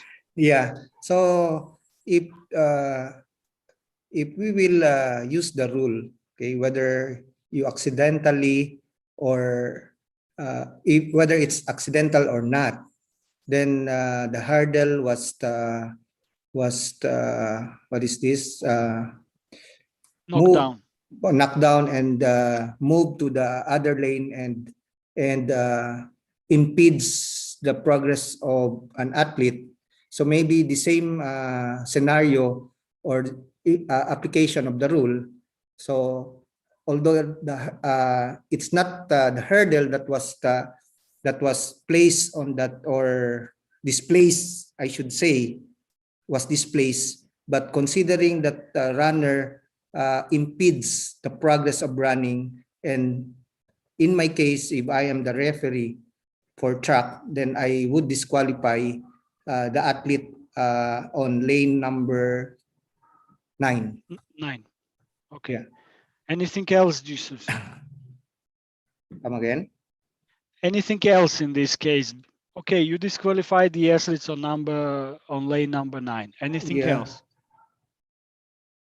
So if that's the case, considering that very athlete on lane number 9, okay, the progress of running was impeded, and of course, if I have to, if the case is qualifying round, okay, then no, if that is the case, then I would do a rerun, okay, a rerun in such that very athlete that was impeded will run alone. Okay, so especially if this is qualifying rounds. Okay, so the same happens, like for instance, in the relay races, in the relay race in Rio. Okay, that's a qualifying round, and of course the button was knocked down. So I guess, in my opinion, I would do the same thing, to have a rerun for her to be able to get the time that would qualify her to the finals, if it's semifinals. Thank you, Jesus. Let's see another case in hurdles.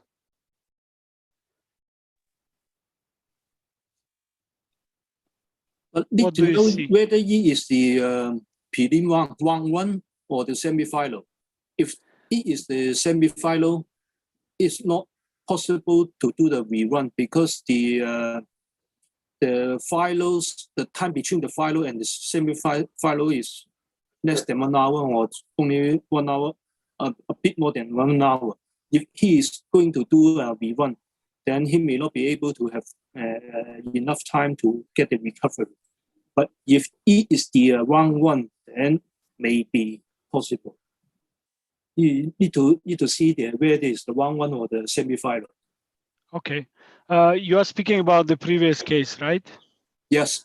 Okay. Yes, it's a good point, and Jesus' answer in general was absolutely right, but you can still give more details. Of course, first you need to say if it's qualification round, if it's semi-final, and if it's final. There could be different scenarios. Okay. Another scenario was not mentioned by Jesus is to see, for example, if it's qualification or semi-final even, but the stadium has 9 lanes, as you can see, for example, in this stadium in Doha. Potentially, you may decide to place the athletes in the next round even without rerun, because there is additional lane available. Okay, correct. If there is no additional lane, then your options are limited. One of them to do rerun for this athlete affected, but as rightly mentioned by Mr. Fung, that it depends also if you have time. Very often in timetable, semi-final is very close to the final, I agree. In these cases, you cannot do much. Let's see another case in hurdles.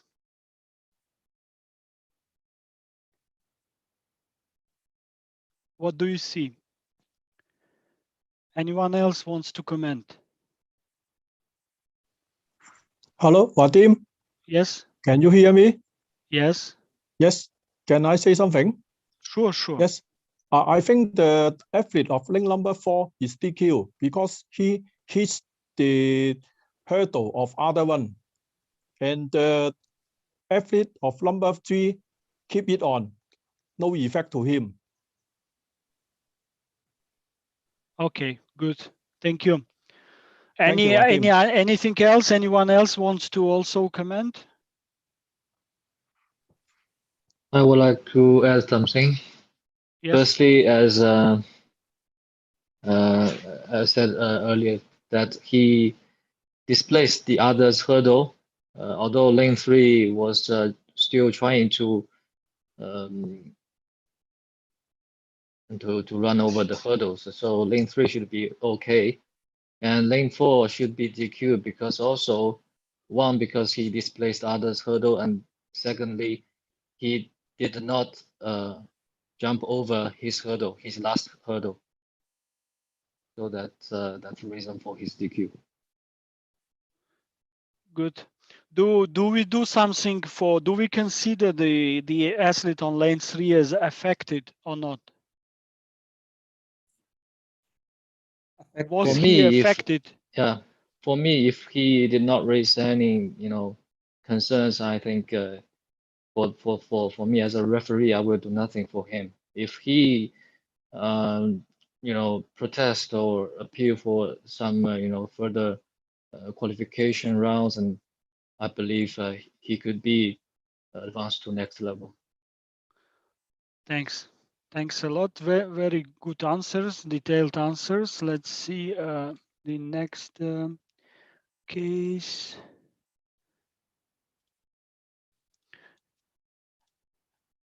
Hurdles are another discipline where a lot of things happen, unfortunately.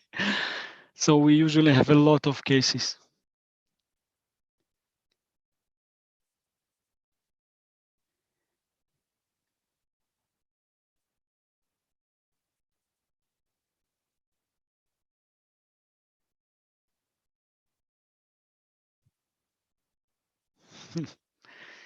Okay, what you can say here?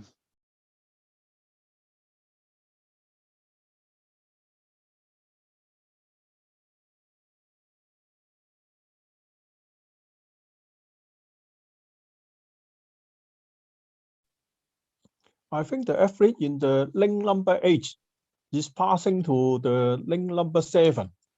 You can see the athlete of number 8 slick already step on the left hand side, the right line on the left hand side. So I think the athlete of number 8 is passing to the link number 7. And then what you do in this case? Disqualify 8. I think the athlete of number 8 is DQ.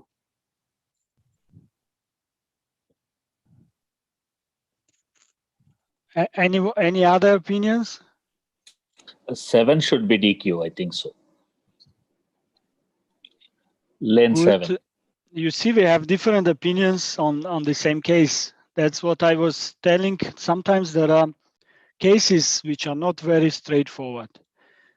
Because you can see in the very beginning that on lane number 7, his arm also always on the another, even the leg here on lane 8 late.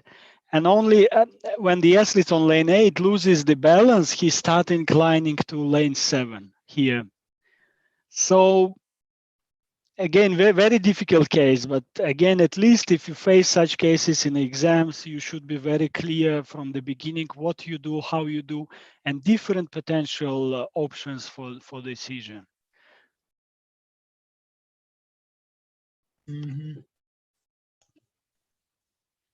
For Agree. I potentially, think yeah. I think you have to mention about, you have to approach the umpires, you have to consult the video referee, and you have to, after you collect all this information, then you will make a decision on what you see objectively. This is important. Not just say, I think D7 or 8 will be disqualified, and that is not enough.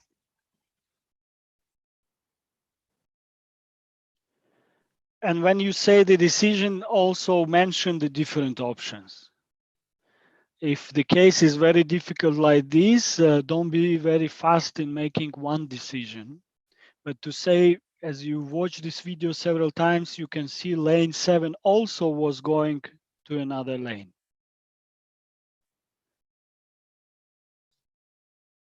But excuse me, Vadim. Yes. Hello. I think lane number 7, he's started really to little bit, but without reaction from him. You know, he's just only doing wrong action. But lane number 8, because he mean to push him, you know, he need to push him as a reaction that he started. And if you see, he was knocking him and push him by hand, by force. You know, you see his hand was pushing him. He want to, as a reaction from him, because he feel that he was started, and he has more losing balance because he don't concentrate to continue. No, he's in his mind, I think, that he want to crush him. That's why he is losing balance. He don't concentrate to continue straight. Yeah, correct, Mahmoud. As you can see, there are several options. Potentially, you can DQ lane 8. Potentially, you can DQ lane 7. Potentially, you can DQ both of them. Potentially, you can DQ none of them, because you can say each of them actually touched each other, you know. So these cases are really interesting to watch and to comment. But be important when you give the answer. Make your answer very detailed, so you can mention everything what is important for this situation. So, but you know, the rule, as the rule said, if you need to protest, you have to continue the race. The race, yes. So he continued the race with reaction. He continue is going to his lane and want to crush him and to push him, and he lose the balance. For that case, he lose the balance, not because he started, you know, number 7, lane 7, yeah, touching him. He want to fight, you know, during the race, you know. Let's see another similar example. This is very famous example, and I will tell you why afterwards.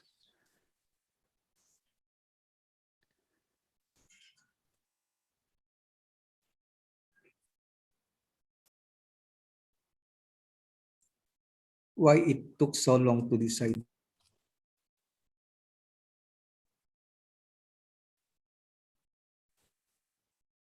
Okay, anyone wants to comment on this?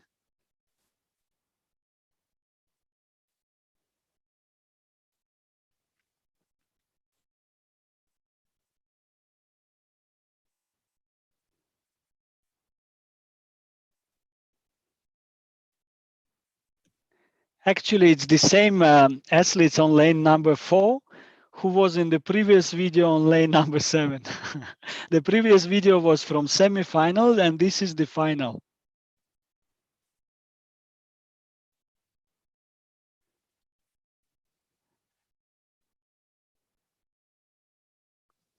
Anyone?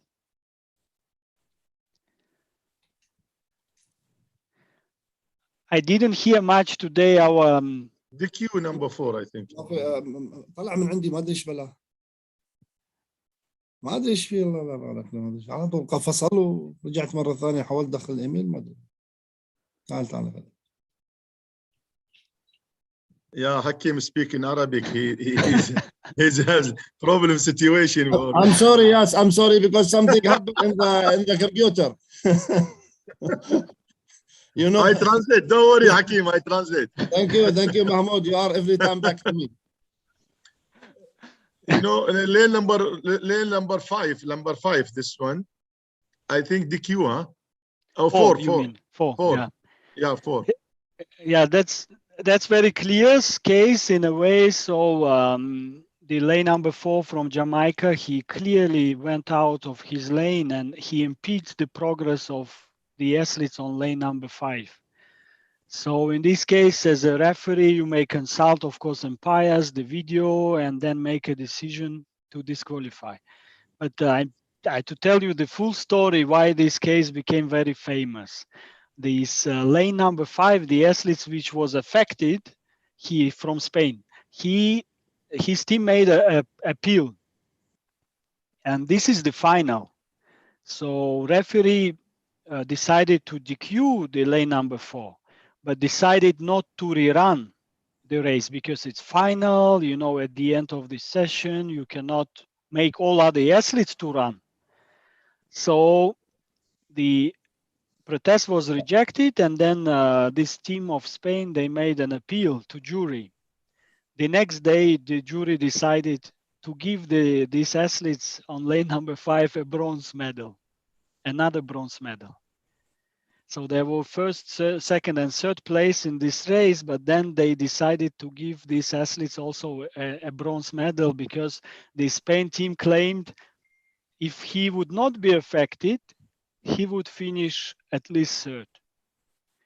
So jury took such decision, and for me, this was the most ridiculous, outrageous decision in athletics by jury of appeal you may ever have.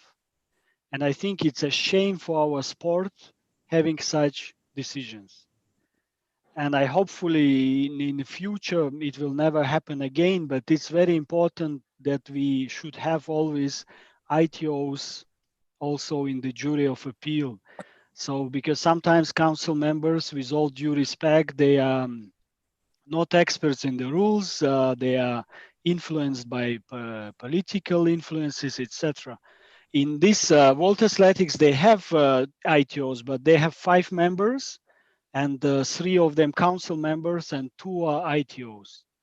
And ITOs, they voted against this appeal, but the 3 council members, they decided because the majority is 3 against 2, so they gave a medal.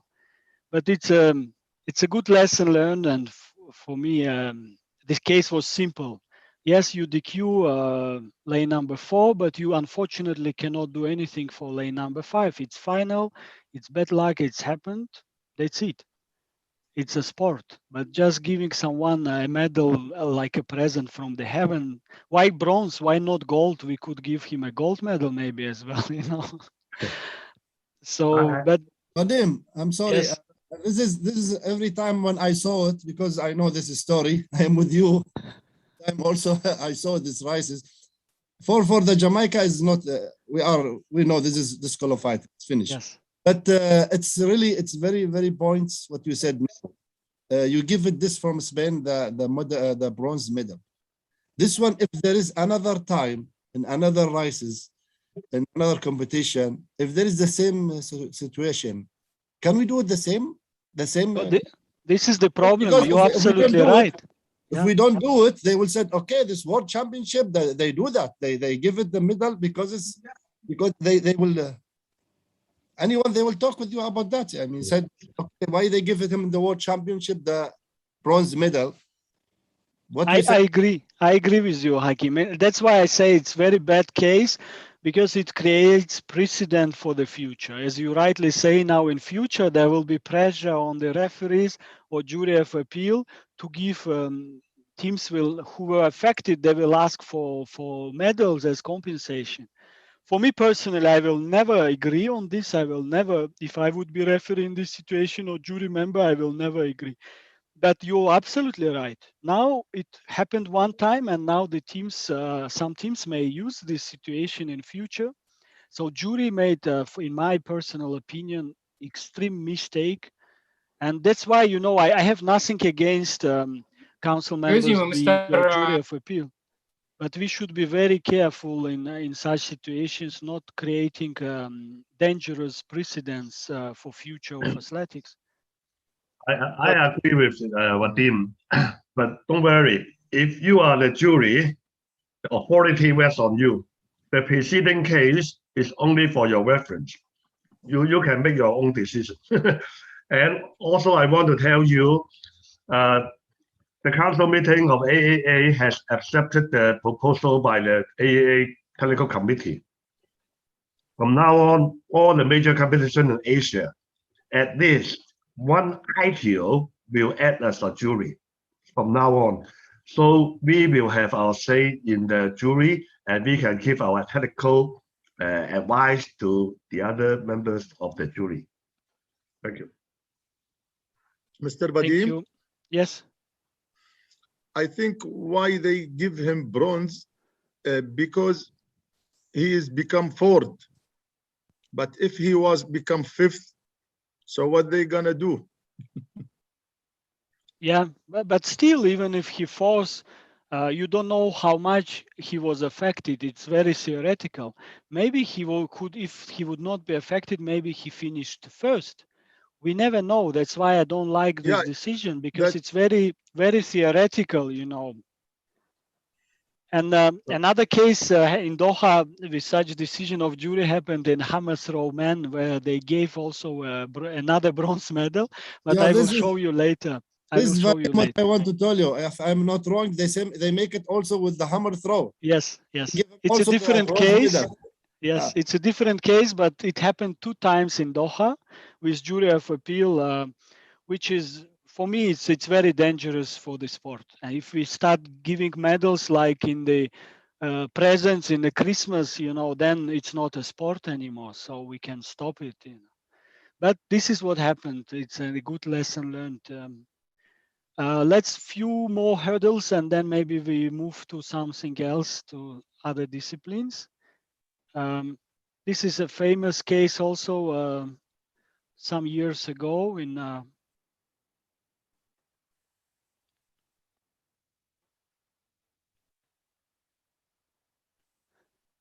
with our top Asian star from China in men's hurdles.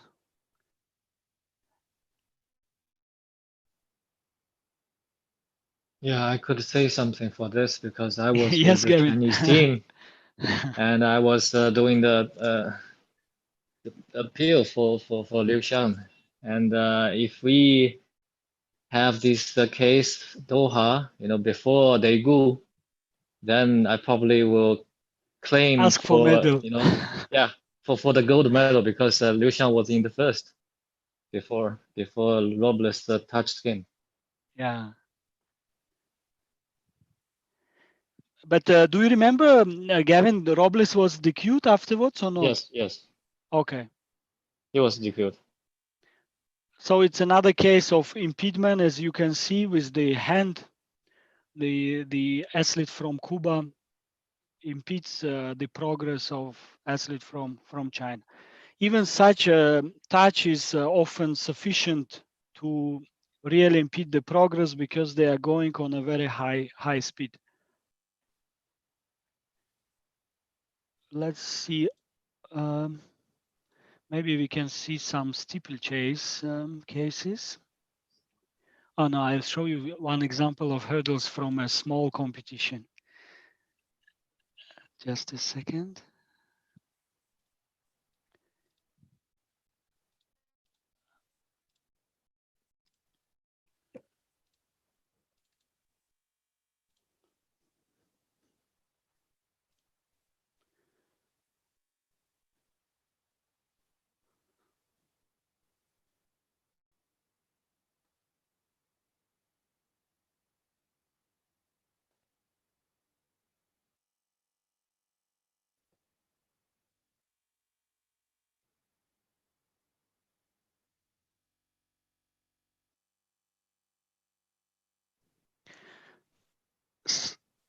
So you can see not many athletes were able really to finish properly the race.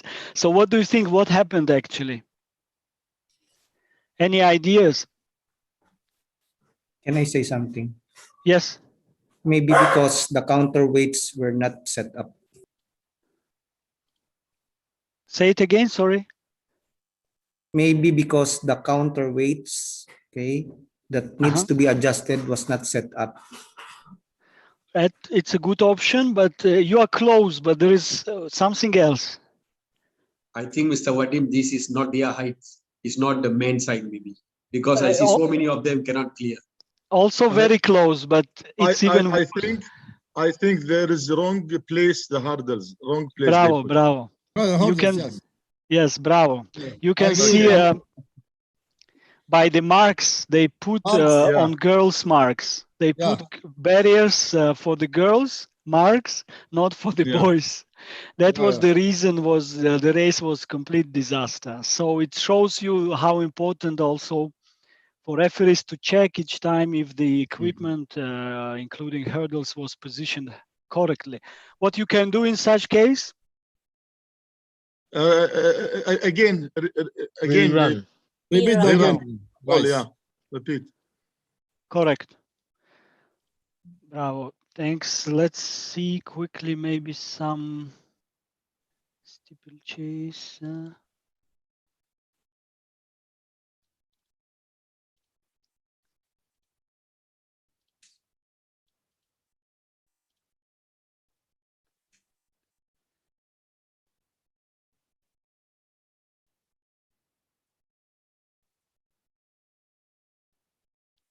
This event was very recently in Europe.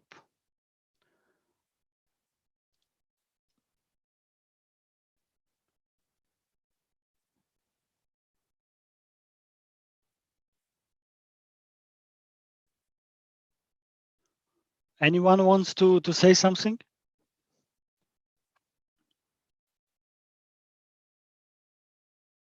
Okay, Vadim, this from German. The guy is from German. When he steps, the last steps from the hurdles, I mean the steeplechase hurdles, he fall down. Nobody touch him, but I think it's balance. He's lose the balance, then they fall down. So in these cases, there is nothing. There is nothing for everyone.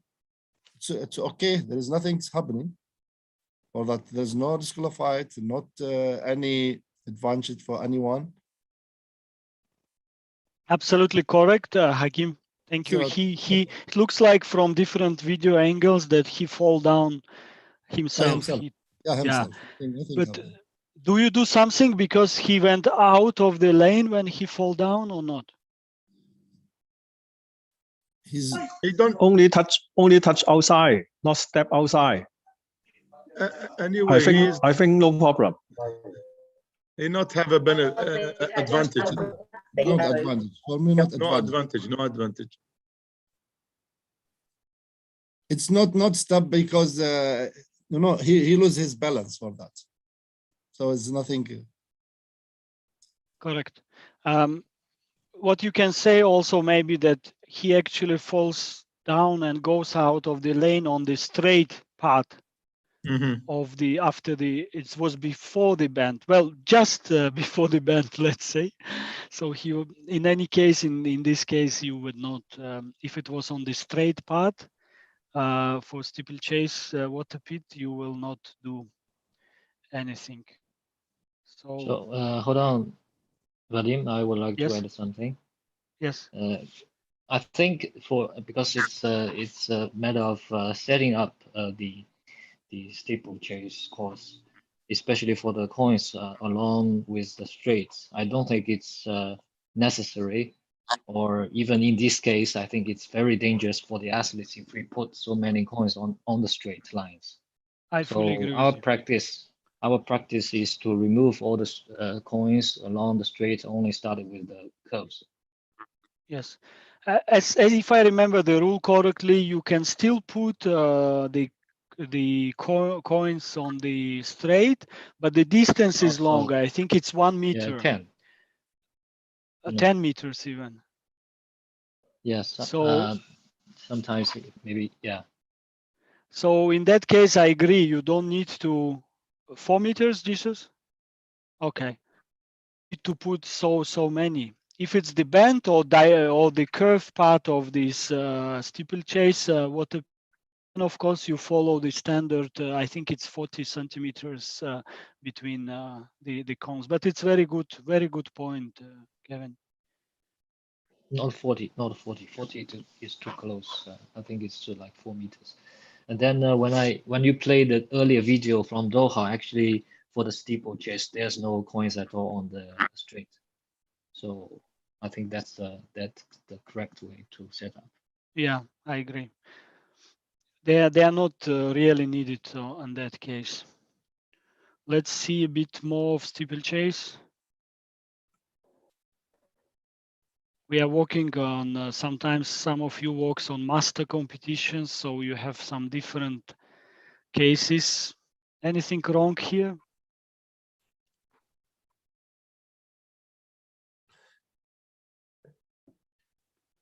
No, it's okay. As long as the athlete does not stay on the hurdle, does not take the hurdle as a weight, it's okay in the master competition. In any competition, the rule says now, even for not only for steeplechase but even for hurdles, you can go over hurdle whatever way. In any manner. Yes. So in that case, for sure, nothing you should do. What do you think about? There is one thing. There is Yes. one thing, Vadim, I think. She's not for the 3,000 stibbles or 2,000 stibbles. She's for throwing. Yeah, it's not for. I don't know. I don't know how it's going to the. He's in the one race, huh? In the one race. It's good to move it by the hurdles, whatever. If she move it under the hurdles for me. Important she doesn't take and throw the hurdle. Otherwise, it's okay. Vadim, what do you think about this picture? Vadim, excuse me. Very nice. It's very nice. We needed that like that. It's very nice, especially in the courses. Very nice. Vadim. Yes. Can I ask this question now? Can I ask question? Sure. Go ahead. Okay, because the rule says even in hurdle, the athlete can go over the hurdle in any manner.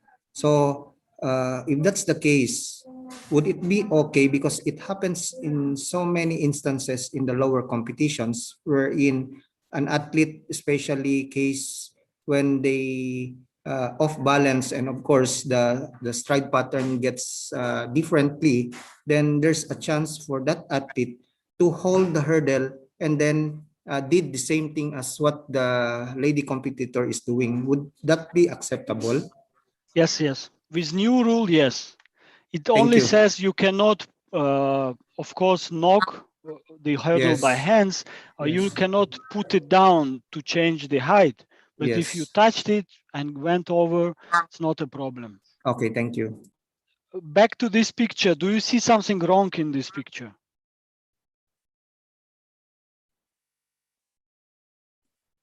I think the athlete's bench, I don't know what if it's the high jump, probably looks like probably high jump, but the bench is too close to lane 1 while the steeplechase event is going on. So it's very risky for the runners. The hurdle is high, The hurdle, the hurdle is the too position. long. Extended. No,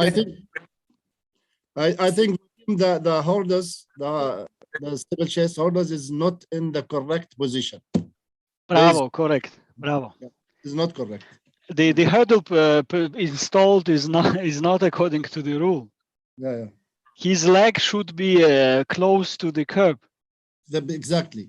This position is completely wrong installation of the hurdle itself. So pay attention to such details and be careful, in particular also during the examination if you see something like this on the video.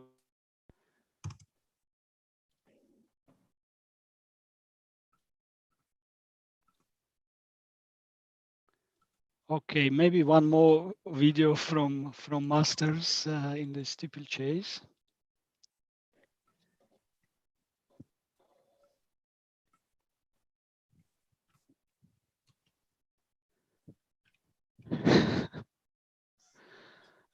What do you think? Still good because she over it, right? Yes. Any other opinions? My opinions, of the legs, the foot of this lady, both of them out of the line. It's out of the line. If you see, it's out. Yes. It's To be coming very out. strict, of course, in such cases, you try not to disqualify athletes who are already in such not bad quite that. condition. But you're absolutely right. By the rule, you cannot step out of the water pit, so you cannot touch the land outside of water pit, which she did in this case. Excuse me, Mr. Badim. Yes. Is there any advantage if that's the case? I guess not. You know the problem what with athletics, this is that we often, even today in 2 hours of webinar, we already used this word advantage so many times, but in the rules there is nothing about advantage. So be very careful. There is something about advantage when you step out on the straight and you come back if you improve your position. But otherwise, be careful with using this word during examination, because in human eyes, we always see, yes, if a person got advantage or not. But if you speak strictly about the rules, you can't always use this argument. Because I wonder why that participant was disqualified, if really she was disqualified because of that. No, I don't know if she was disqualified. Okay. But by the rules, you could disqualify her. But again, be careful with this word advantage. Why in athletics it's not used much? Because the situation of advantage is very subjective and very theoretical often. So I may look at case and say no advantage. You may look at a case and say there is advantage. So the rules sometimes are more pragmatic, speaking about concrete elements, not about theoretical parts of it, which it's simple as this. Let's move maybe to relays. It's another big field with a lot of things happening usually.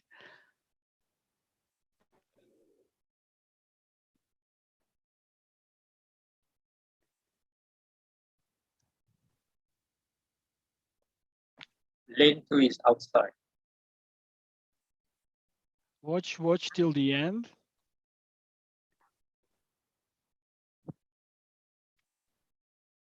What do you think? Something happened or not?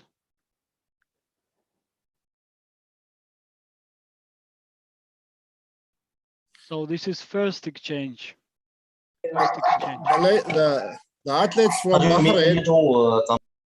This is a race 4x4 mixed relay. Yes. This from Bahrain. Yes.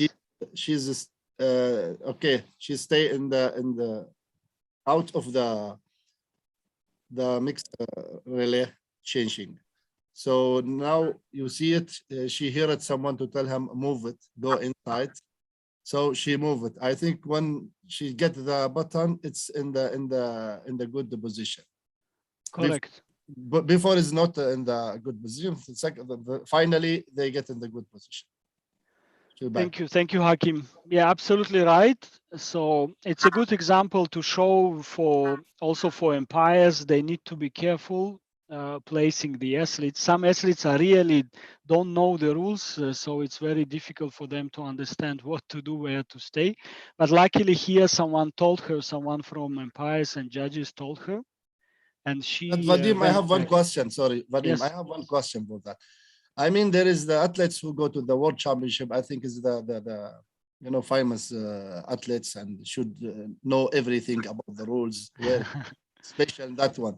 So I don't know. It's really good if you are every time shooting them, go inside. It is right. It is right. Do you think it's right for that? It's our role, sometimes some athletes, they're really difficult, but it's our role. We try to help them not to have everyone, not to have many DQs. Of course, in this situation, the umpires, they acted correctly. No one started running, to her and trying to put her back because the race is already ongoing. But maybe she heard someone shouting and she went back, which is good. I agree with you. There are often athletes, even of very high level, who is sometimes completely lost. But if we can help, we help. But if she wouldn't go back, and the team would be disqualified, and it would be her fault, not the fault of umpire, of course. Jesus, you wanted to say something? Is it necessary once the relay has started, the athlete should be completely inside the passing zone?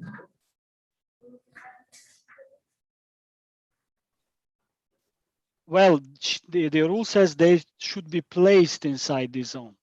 Yeah. But then important is, of course, during the exchange, what was the position for. And the rule says also when the athletes start running, the outgoing athletes, what happens often in 4x100 meters in the past, Yes. the athletes are staying already touching the line or even outside the line when they commence to run. This is important. When you commence to run, you need to be inside the zone. Vadim, sorry, there is any difference between 4x4 and 4x1 for what he said? No, in principle not. But as I said, it's important. It happens more in 4x1. That's why I brought this example. But it's important, if I remember correctly, the wording is you need to be inside the zone when you commence your run. In that case, she went back and forth. She didn't start the run. Then she went back and she started running already inside the zone. So in this case, you do not. Now my question, Vadim. Now, if the race 4x1 start, and there is some athlete is not inside the rule zone, it's correct or it's false? No, it happens as well. I think I even saw some videos in the past. Again, if she was standing outside the zone, but then before started running, she came inside the zone and then starting running, you don't DQ her. That's but okay. if she was, yes. But she's out. When the race started, she's out of the zone. So It's not a fault. Important is important is when she commences running, when she starts running. Because now there is 30 meters. No, finish the relays. Yes. Now 30 meters. So sometimes they said should be inside the zone, not outside the zone when the race started. This is correct or not? Because this is what we have it before. We know it. No, that's the difference. It's about the wording.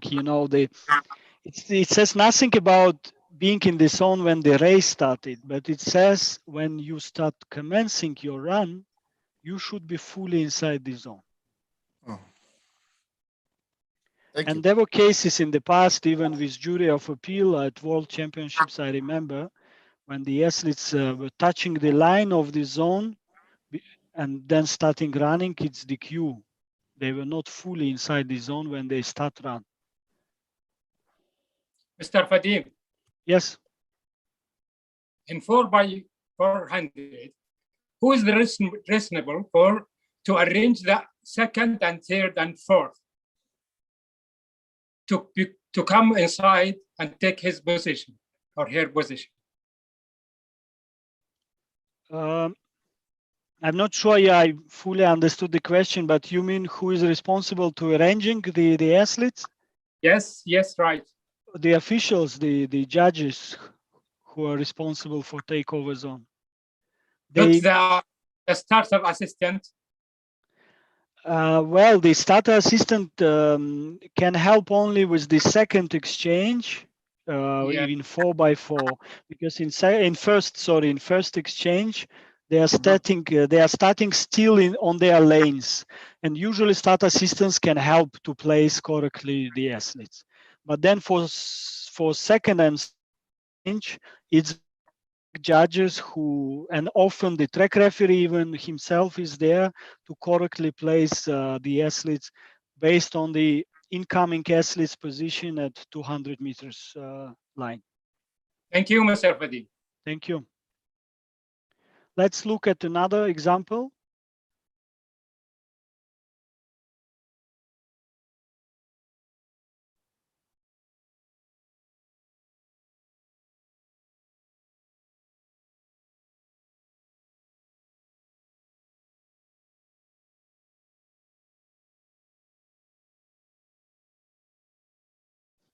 What do you think?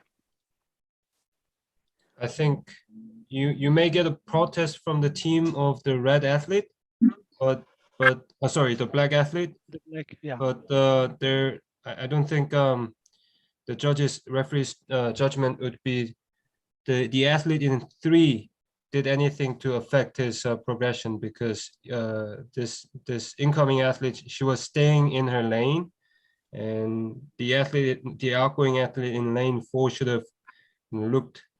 He actually wasn't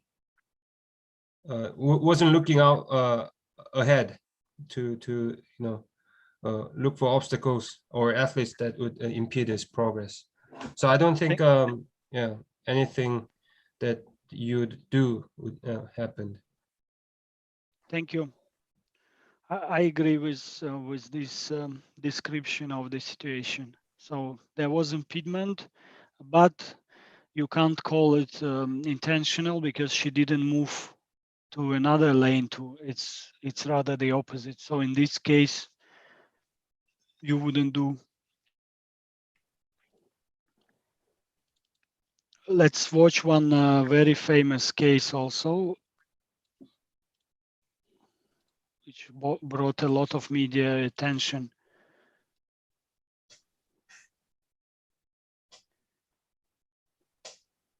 We are watching Team USA.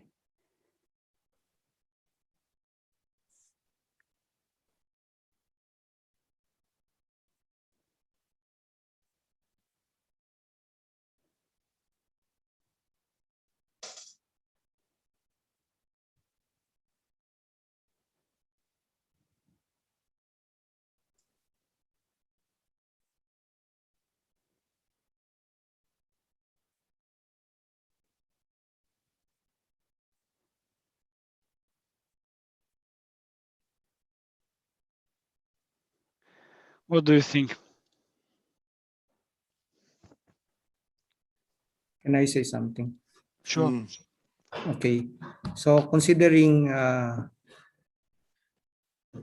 that case, the outgoing runner has touched the baton before the 20 meters passing zone, because that's long time ago, 20 meters passing zone. So the rule says the baton should be passed within the changeover or the 20 meters passing zone.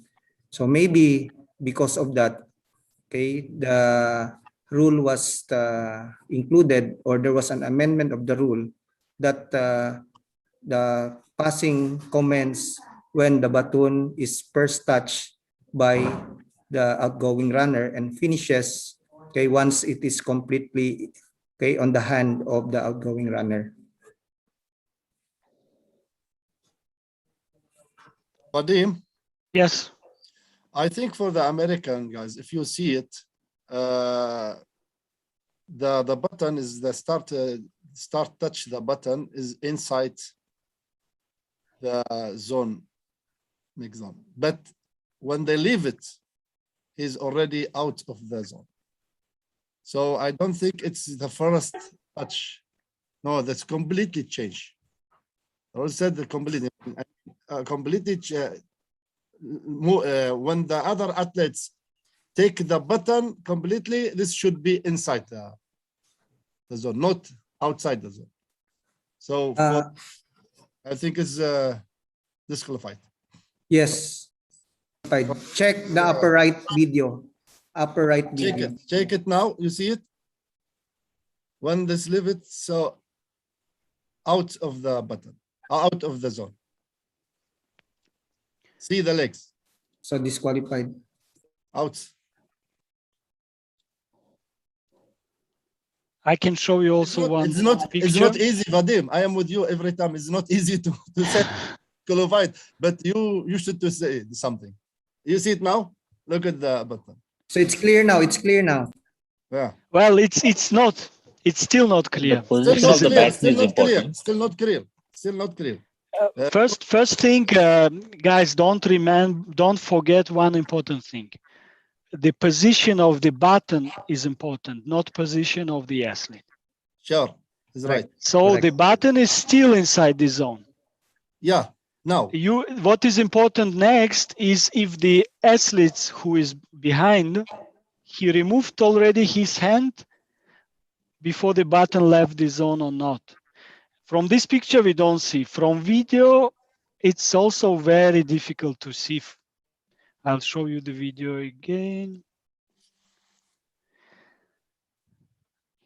Because what is important is that the athletes, when the athletes, the incoming athletes remove his hands from the button, was it still inside the zone or outside the zone? This is most important question.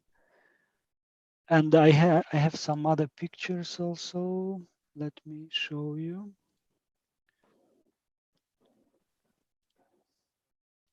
I'm wrong. That is already the last yellow passing yellow mark. Okay, sorry. All I thought it's inside. outside. I'm sure it's outside. Correct. Outside. Outside for me. Yes. For me, outside. Yes. So this is another picture, but here you don't see, of course, the zone. We don't see the zone. Yeah. Yeah. Now I'll show you one more picture. Back the other picture before. Yeah. You see What now, do you think here? he's out now. I still not leave it hand. From this picture, I would agree that it's out and it's DQ. From this picture. Yeah. But from video, it was not very high. It was not 100% clear. But the funny thing, the referee decided that it was inside, so they were Inside, not yeah. DQ'd. So what was the decision there, Badim, Mr. Badim? It was decided that they were not DQ'd. Okay, thank you. Not by me, huh? It's not, I was not track referee there. Yes. I'm. Let's watch another famous video from the quality, maybe not good, but still okay. Let's. Gavin. Gavin knows this video very well.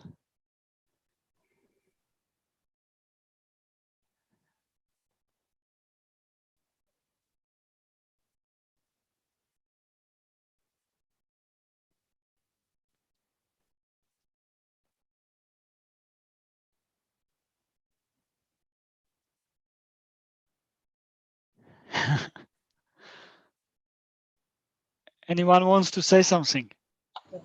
Yes, I think the Chinese girls go back and then go outside the take a handover zone and then pass the button, start to pass the button. So the Chinese team is DQ. Correct. So unfortunately, the girls made it wrong. They did good that they still wanted to finish the race to pass the button, but they went out completely of the zone, which was wrong, and that's why they were DQ'd. Hi, Jivan. Where is Jivan? I'm ashamed to say anything.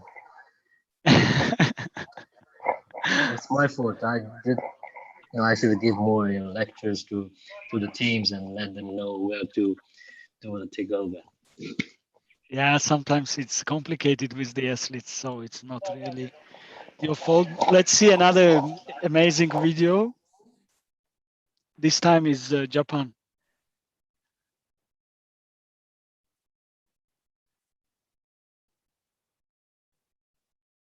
This is very clear. Throwing the button. Do we have something in the rules against throwing the button? This is a problem. This is problem. This is, I think, the word relay in Japan. Yes. Yeah. But what do you think about this case? If you're a track referee, what do you do? There is nothing in the rules for the flying the button. But the rules clear should give the button. I mean, touch the button.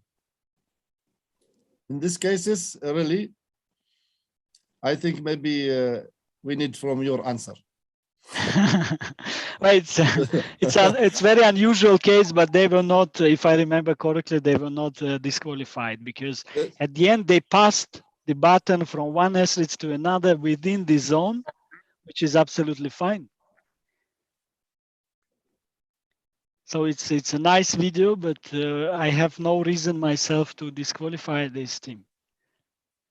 No, as far as I can remember, it's a DQ. It was a DQ because the button, I don't remember the exact wording, but need to be in from one hand to the other hand without the whole race, during the whole race, without falling in the air. I think it was a DQ. No, there is nothing in the rules with such wording. This is important. That's why we should not create something what is not in the rule. The rule says to be passed from one athlete to another. Full stop. It doesn't say anything. It should not be in the air and things like that.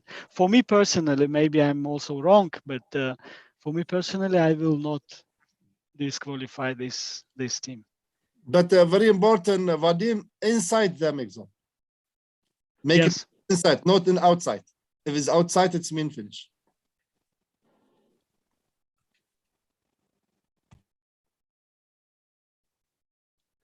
Okay, maybe we go now.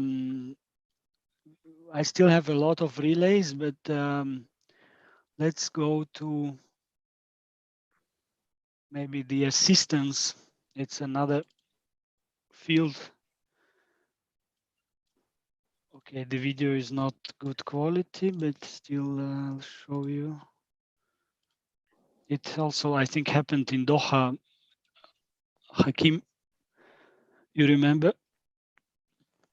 Yes, I remember, and I think now the rules, the last, I think this in a few months, they already put it this points clear. I mean, he can help him to standing, but not help him to move it. Absolutely correct. Yeah, but this is the rule about assistance. Absolutely right, Hakim. The rule was clarified.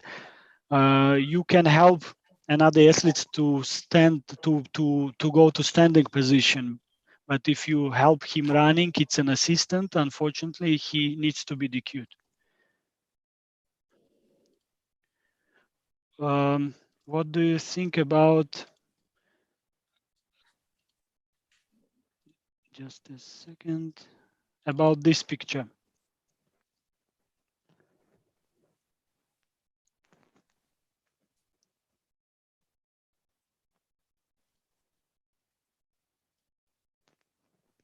Cannot. No gloves. Good. So in the relays, we are not allowed, the athletes are not allowed to use gloves. But the funny story with this case, so the team was disqualified, I think, because of one of the athletes wearing the glove. They made an appeal and jury reinstated. And the reason was that he didn't use the hand with the glove to carry and pass the button. He used the other hand or something like this. But in general, the rule is clear. We cannot use the gloves in the relays. So please, Vadim, we need to be clear for that. I mean, if he use it in the right hand, but he get the button by left hand, it's okay or not okay? For me, it's not okay. Because the rule doesn't say in which hand, the rule just say you cannot use the gloves, full stop. Yeah, so, sometimes some athletes, they're using some special things in his hand or long hand, you know, and that in that case, is the same or different? I think, I don't remember the correct wording, but I think in relays, it says, yeah, you cannot use gloves or any substance to which help you to hold the button. Yeah, that is in the rule 26.62.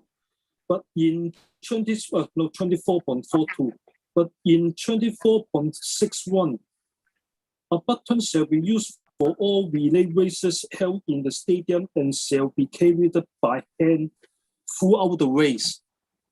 So that's why I think the last video, the Japanese one, was DQ. Well, again, it's how you interpret it. For me, the button was carried by hand. Yes. So it's the moment of passing we are talking about. But it's a good point. We may have different opinion here for sure. But for me, the rule says you throughout the race you should carry the button by hand, meaning you cannot put it, in any other way. But in terms of passing the button, if it stayed 1 second or few thousands of seconds in the air, and you disqualify the team for this, I mean, I think for me personally, it's too much. I think this is a good case for discussion. I think Mr. Wilson is in charge of the rules changes of AAA. He should write something to WA and clarify this so that our Asian also put up some proposal in the next rule change exercise. Mr. Wilson, please. Mr. Wilson is not here, Mr. KK. He has walked out because he is conducting an NTO course for the Thai officials. So it's okay. It's okay. Okay. We can put it better our committee. And this is sometimes if the rules is in gray area, actually we can do something from Asia. What I mean is that. Sure. Yes. That's very good point. I think like what Wadim said, sometimes we have to look at the situation. Just because this is a rule, or of course you follow the rule, but there are certain things you use your own discretion to say whether it's disqualified or you just carry on with the thing. Thank you. Thank you. Thank you, Mr. K. Mr. Shugo. One more example, a funny one. Some of you have seen this video in the past.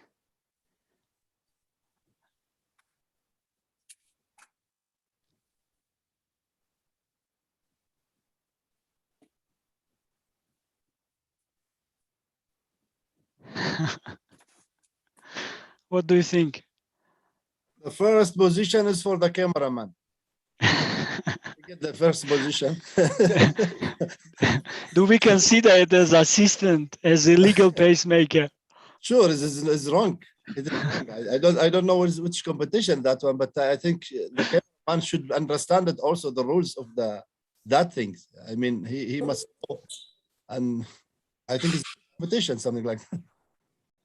But it's just. For sure. I mean, it's you will not do something for athletes in this race. For sure. It's a funny case, but yeah, many interesting things are happening in athletics. Yeah. Let's maybe also move. We don't have much time left. Let's move to starts. It's another big area, and also knowing that Jaya is with us, so.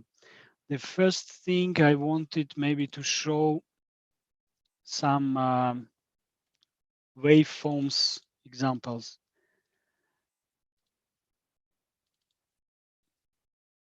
Okay, there are different types of waveforms, but I guess most of you know what is the waveform. It's an additional, let's say, information coming from start information system besides the reaction times, which help you often to make a decision.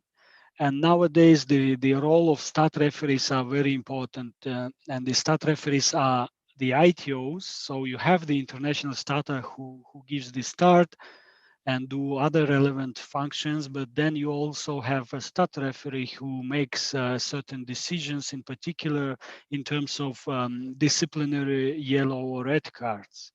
So waveforms helps you often to make a correct decision, because the only reaction times doesn't give you often the full picture what really happened. So this is one example. So false start was automatically detected by the system. You can see here it's minus 0.173 on lane 3. Lane 3. you see the waveform, and what do you think? You are the start referee. Jaya. Jaya is the starter. It's good to hear her opinion, but I also want to hear your opinion, because in any event you can be assigned as a start referee. So it's very important you understand how the waveforms work and how to interpret this information.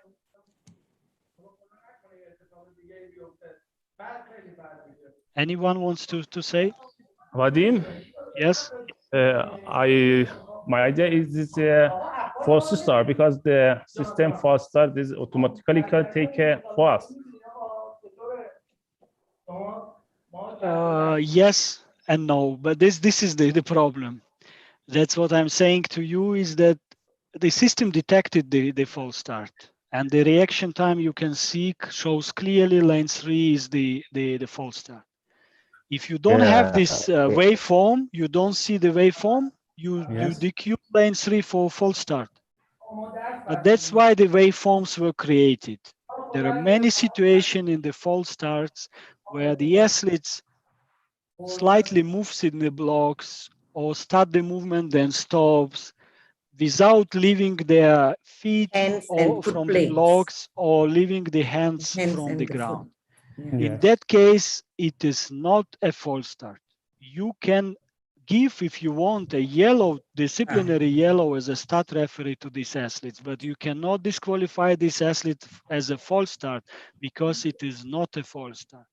And in the past, it's only thanks to the starter good eyes, they would see sometimes that athlete was twitching or moving, but didn't commit a false start. So, but now, besides good eyes of the starter, you have the waveforms which help you to make a right decision. And this waveform is very clear. You can see the red line started moving, then drops down, and then the real movement, the big curve. So this small curve, which was detected as a false start, in fact is not a start. He probably twitched or moved slightly in the blocks, which activated the automatic recall, the automatic false start. But you can see from the big curve, which starts after the start line, the black two lines, and starts in time. So in that case, it's clearly not a false start.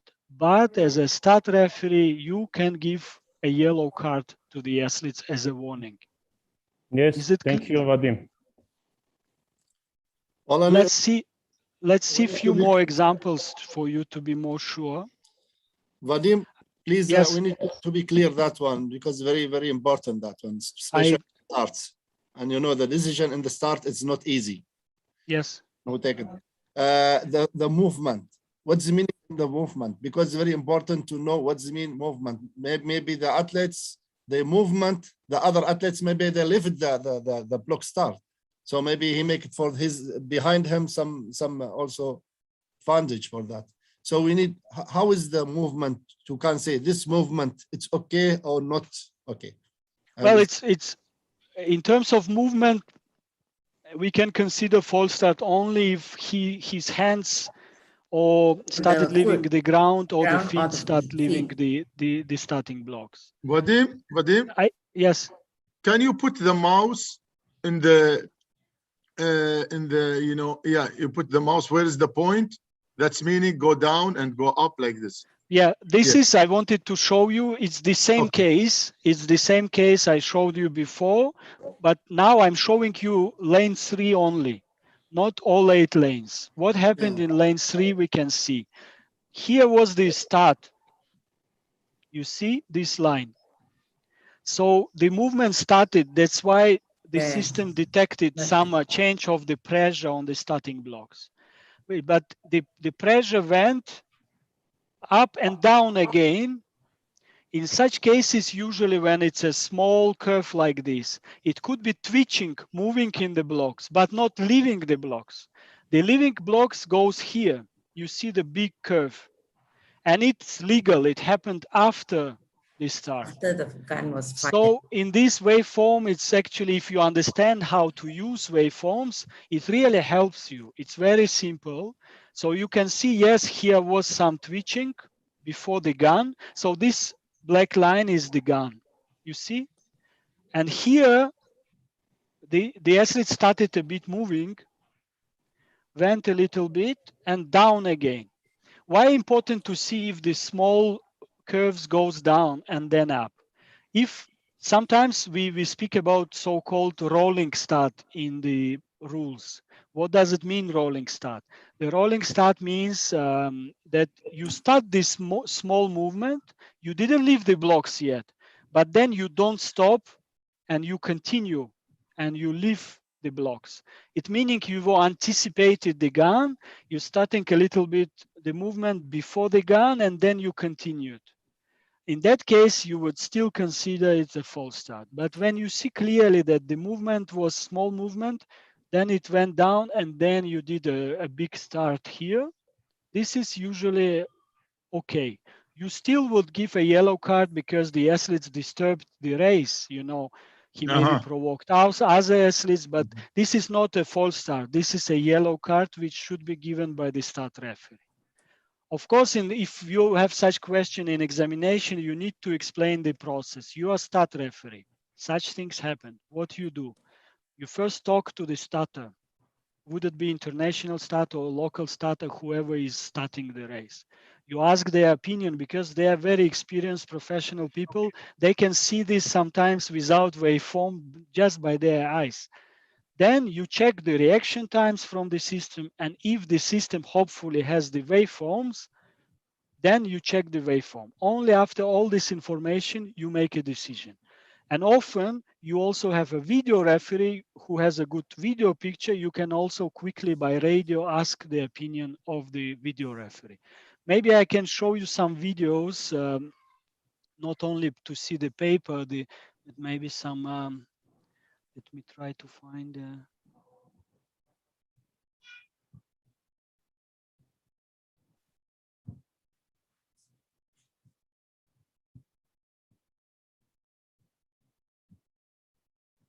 Because the most difficult part there is how do you interpret the what is this waveform?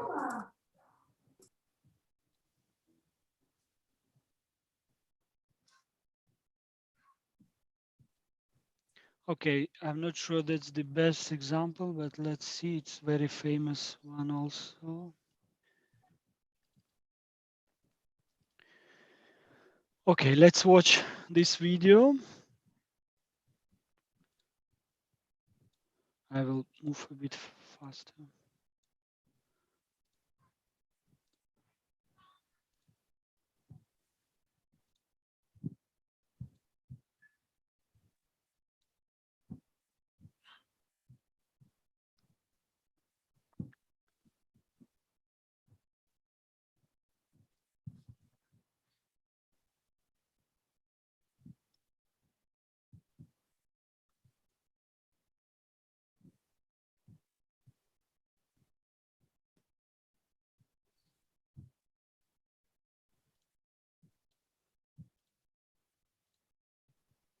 So the athlete was DQ'd for false start.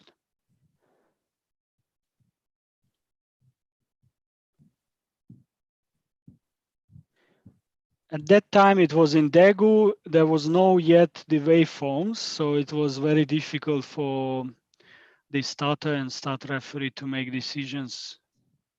And at that time, any automatic recall of the system was automatic full start, full stop. Nowadays, hopefully, it's not like this. And with this video, you can see this is the athlete was DQ'd. And now let's see on the start. He moved slightly with his shoulders forward, but then he moved back. And only then the race started. So this is the example often that if with the waveforms you can, because with eyes it's very difficult sometimes to see, it happens very fast and it's very small movement. But with the waveform, it helps you to see. In fact, this was not a false start. It was a yellow card. He started the movement, but then he went back. He never left the feet from the starting blocks or hands from the ground before the gun was fired, actually. Let me see if I have other examples.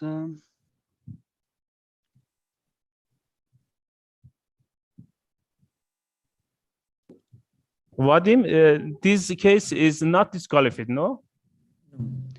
For me, not. And nowadays, as I say, you have video evidence which helps you to make a right decision. In the past, it was not the case. Automatically, everyone was DQ'd if the false start system was activated. Okay, thank you. Let me try to show you other video.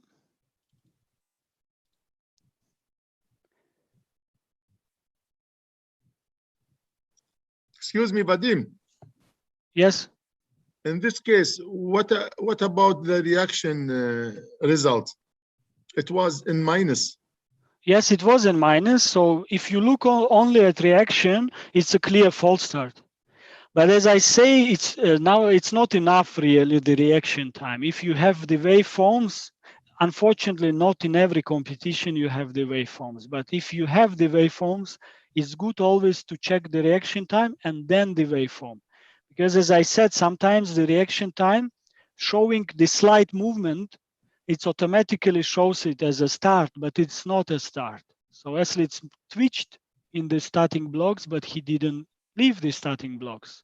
Those should be yellow. Yes.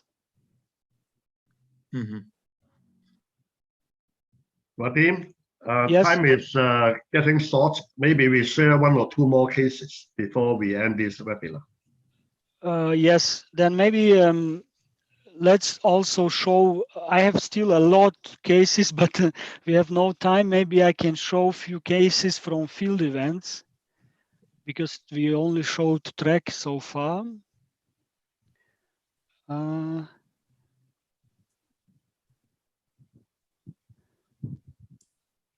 Now the biggest problem nowadays is with in the throwing events is the new rule. It's not very easy to interpret the new rule. Let me show you a few cases.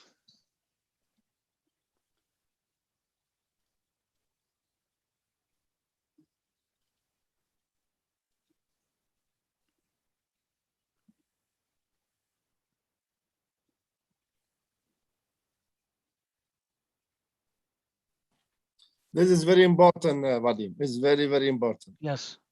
Really. So this is one case, but I can show you a few more. Just remember this one.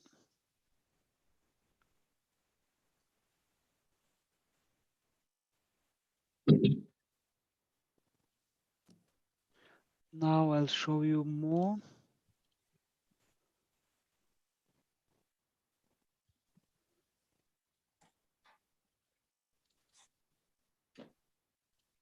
Just a second. Okay, look at another example.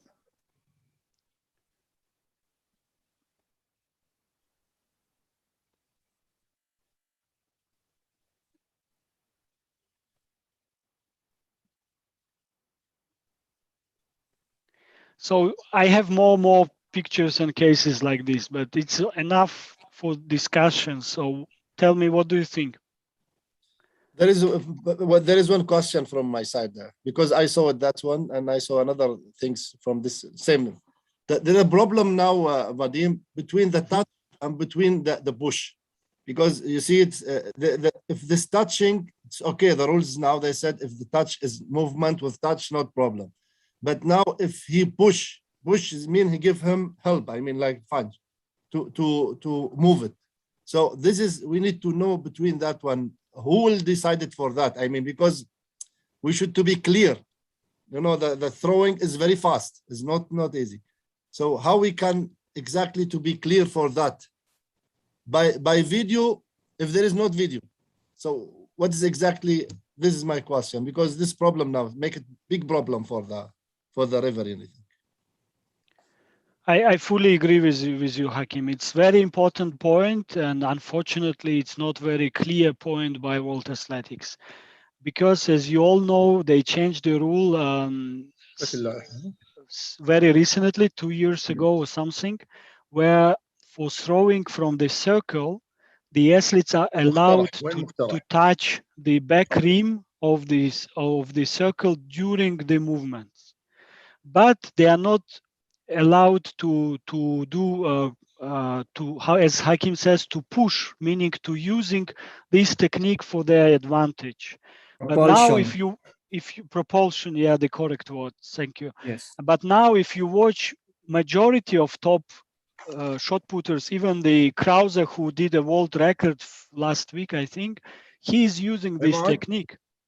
So it's very difficult and very subjective to say if the athlete's just touching or he's doing he's using it in his own benefits, using this technique to gain some advantage. And I know there is a group, a WhatsApp group of World Athletics ITOs, the level 3 ITOs, and we asked these questions several times from World Athletics because Imre in this group and many others, but we never got a clear answer. So it's another black point of the rules, and I think we can propose also and it will be proposed by others maybe that probably World Athletics needs to make a more clear description.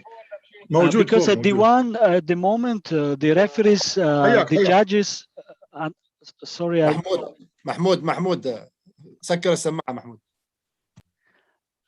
At the moment the judges are not raising red flag at all for this type of technique. You touch the rim, the back rim during the movement is okay. But I think for future it needs to be clarified because the athletes are very clever. Now they are all creating techniques which allow them to do a bit more and using this rule which is not very clear in their own benefit.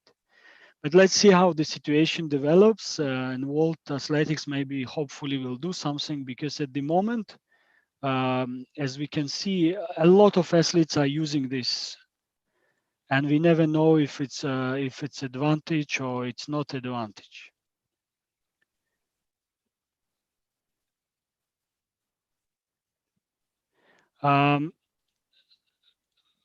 Let's maybe we have only three minutes left. So. But Vadim, in this cases, sorry, in this cases now is not false start. You mean not fall? Disqualified, not disqualified, not fall. Yes, no. For the moment, no. But No. I don't like this rule because I don't, as I said, it's not clear. It's difficult. What yeah, is proportion? What is not? Who knows? Yes. But now almost every athlete is doing this. So and it's really difficult to judge. Can I say something? Yes. Maybe in my opinion, it should be removed because the same applies in the track. Once they step the inner sideline, okay, of the curve, then it will be considered already as shortening the distance and it will be disqualified. So maybe that rule was included as not to allow the athlete to continually or what is this allow the athlete or prevent the athlete from stepping that line. So in the same manner, in that case, okay, it should be removed in my opinion because one is, you see, it's vague, it's not clear. How do you interpret this? Because if you see, okay, it's not clear if they take advantage from that stepping on that rim. So I agree. if they will, It's quite vague rule, but again, it's World Athletics who decides about the rule, and if there are different opinions, it's always possible to make a proposal, maybe how to make this rule more clear, or going back to the previous old rule. Maybe it's easier. I don't know. Personally, I don't know, but the current situation is like this. Maybe the last video. What do you think?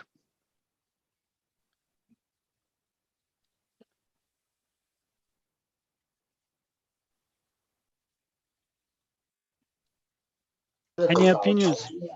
Yes, yes, extra material to heavy the body. Extra material to heavy the body. Using something in his. Correct. So the rule says the athletes cannot put anything which with weights on their body. The body, yes. So not to become heavier or more stable. And these athletes, I know him well, he using this bag all the time in all competitions. And in one competition, there was a Diamond League. I saw him many times on TV, but one competition, I was at Diamond League as a technical delegate. I came to him.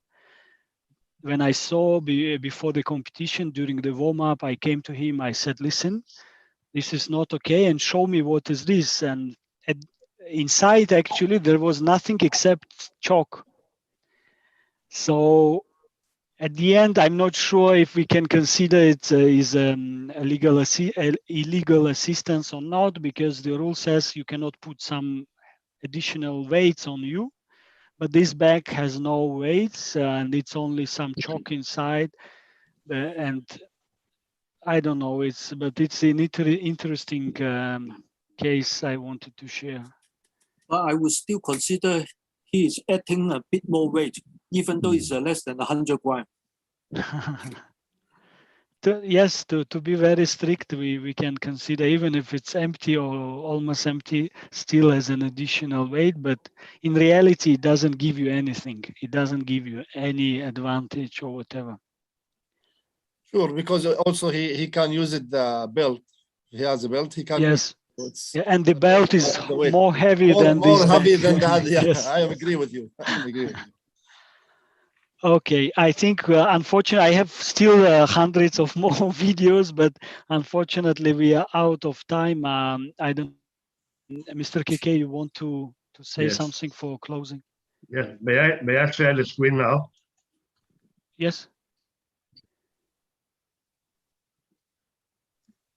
Just give me some time. Actually, I prepared something to introduce Vadim, but I missed it in the first meeting. I must take this opportunity to thank Radim. He's a very experienced technical official now in the world. In fact, he's a professional in the European athletics. I put down 3 pages to introduce him, but I forgot to take it out in the beginning of the meeting. But never mind. I think he's give us very valuable experience because actually he's dealing with athletics every day now, and his experience and his knowledge really give us a lot of lessons today.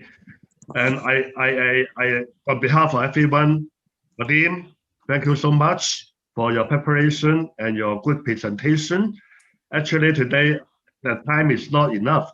In fact, if in the future we can make another arrangement, I hope we can share more before the ITO we review next time. Or we can share in other platform, say in our WhatsApp group or whatever. So thank you so much. And I hope tomorrow we can have another good webinar tomorrow. And everyone, thank you very much, Vadim. Thank you very much, Mr. Kiki. It was a now real pleasure. Before we put to the end of thank you, Vadim. Not yet. Before the end, I hope to invite Mr. Simon Butt, our Director of Development. Our Director of Development.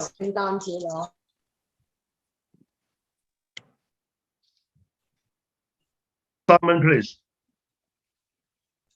Yes, can you hear me? Can you see me? Yes, yes. Okay. Thank you very much, Juan, Mr. Kwan, for organizing this seminar, and thank you so very much, Vadim. We enjoyed your comments, your suggestions, your videos, and all the talk you gave us regarding the technical officiating at a higher and elite level. We need that. Just to give you and share some very important information as far as technical officiating with World Athletics and AAA is concerned, I have just some very brief information that I like to share with you. As you know, most of the events were canceled. May those be competition or courses as far as technical officiating or others are concerned, they were canceled. So as soon as the pandemic, eases off or sort of kind of we have space for it, we will resume face-to-face classes. Secondly, as you can see, where we left off was most of it, or 90 or 100% was being done face-to-face. Evidently, when we go back from the pandemic, it would not be face-to-face anymore. Most of the things would be online as far as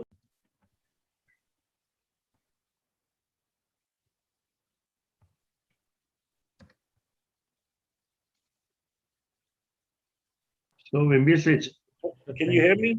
Yeah, please go on. Okay, is concerned.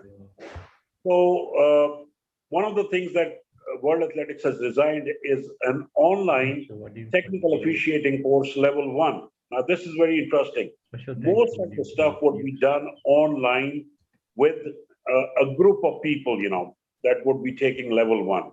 And the practical part of this course would be done by organizing national athletic championships in your community or in your country, or some good approved level of athletic meets that are being held in your country or surrounding places, So this would be, part of it would be done online and the rest of it would be done in your area of interest.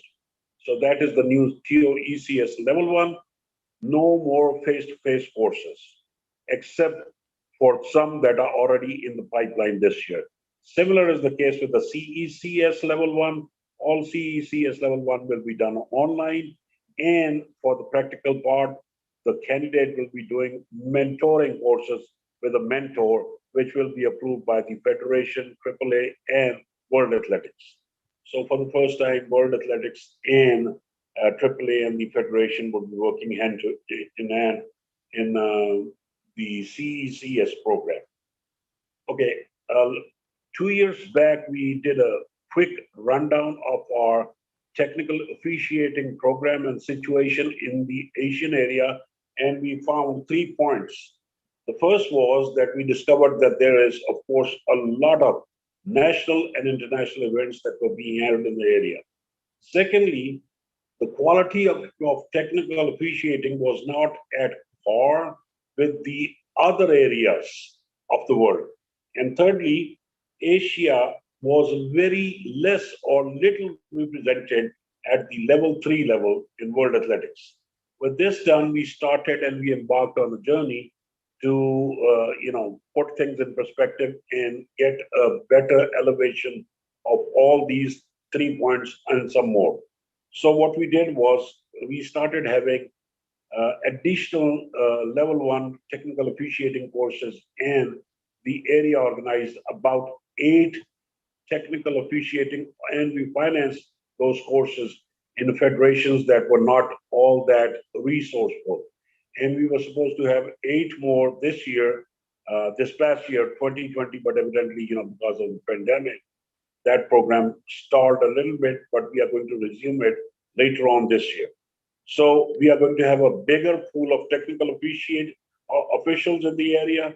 Secondly, we also recommended that there would be 2 courses for the TOECS level 2. So we have a bigger pool and a larger choice of people to send to the level 3 qualification. And thirdly, we decided that more seminars and more activities would be done for the local area ITOs. Now, this is being done with the cooperation of the AAA Technical Committee, the chairman. I'm very grateful to KK, to the secretary, Mr. Shubu, who have put together these 2 programs. We had one last year, in which we invited international panel, and this, of course, is being done by the Asian veteran. It's going very well. Okay, I would also like to share with you recommendations from the TOECS editors group to change existing mandate periods for international technical officials, international starters, international photo finish judges, and race walk judges. Okay, for ITOs, the current mandate ran from 2018 to 2020, and the proposal is to extend the mandate from 2018 to 2022. Similarly, for international starters, the one before is ITOs. Now, this one I'm saying is for starters, ran from 2017 to 2021, and is proposed to extend this one from 2017 on to 2022. Similarly, photo finish judges, the mandate currently ran from 2017 to 2021, and it has been proposed that this will go all the way from 2017 to 2022. International race walk judges, 2019-2022 was existing mandate, and it's been extended to 2019, from 2019 to 2023. So these are the new mandates for all 4 categories of technical officials.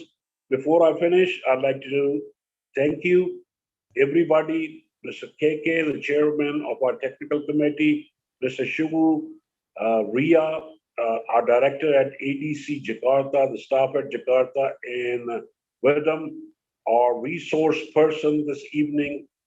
We were truly inspired and gained a lot of knowledge that you shared with us. Thank you. We'll see you all tomorrow. Back to you, KK. Thank you. Thank you, Mr. Simon. Tomorrow is a very exciting program. I think most of you have to encounter, if you have a new stadium in your country, how you will advise your government or the authority what is the standard requirement of a stadium and how you certification is done by WA, but as a national authority, you should be the one to recce it and examine the new stadium. And also, we also asked Mr. Seki to introduce us a full list of equipment and facility for the international competitions. And this will be very useful for you to bring back to your country and negotiate with your government to give you the resources to buy the necessary things. So hopefully we can see you again tomorrow, starting at the same time. And I just wish you a good rest today and see all of you tomorrow. Bye-bye. Thank you so much. Thank you. Oh, bye-bye. Thank you. Thank you, Vadim. Thank you, KK. Bye-bye, everybody. Everybody. Thank you, Mr. Thank you, Vadim. everybody. Thank you very much. Bye-bye. Thank you, Mr. Bye, Salman. everybody. See you tomorrow. See you tomorrow. Bye-bye. Thank you very much. Thank you. Bye-bye all. Thank you. Tomorrow. Bye-bye. Thank you. Safe, Bye-bye. Thank you. everyone. Bye-bye. Bye. Thank for you, Ria. Thank you very much. Thank you very much, Mr. Abul. You. Thank you very Hi, much. Mr. Shreya. Tomorrow is the same again. Hello, Ria. I'll come up. I want to do again. Thank you, KK. Thank you, Shreya, Ria. how are Thank you you? for ADC stuff. Mr. KK. Thank you, Mr. Vadim. Mr. KK. Yes. Can I ask? Nada,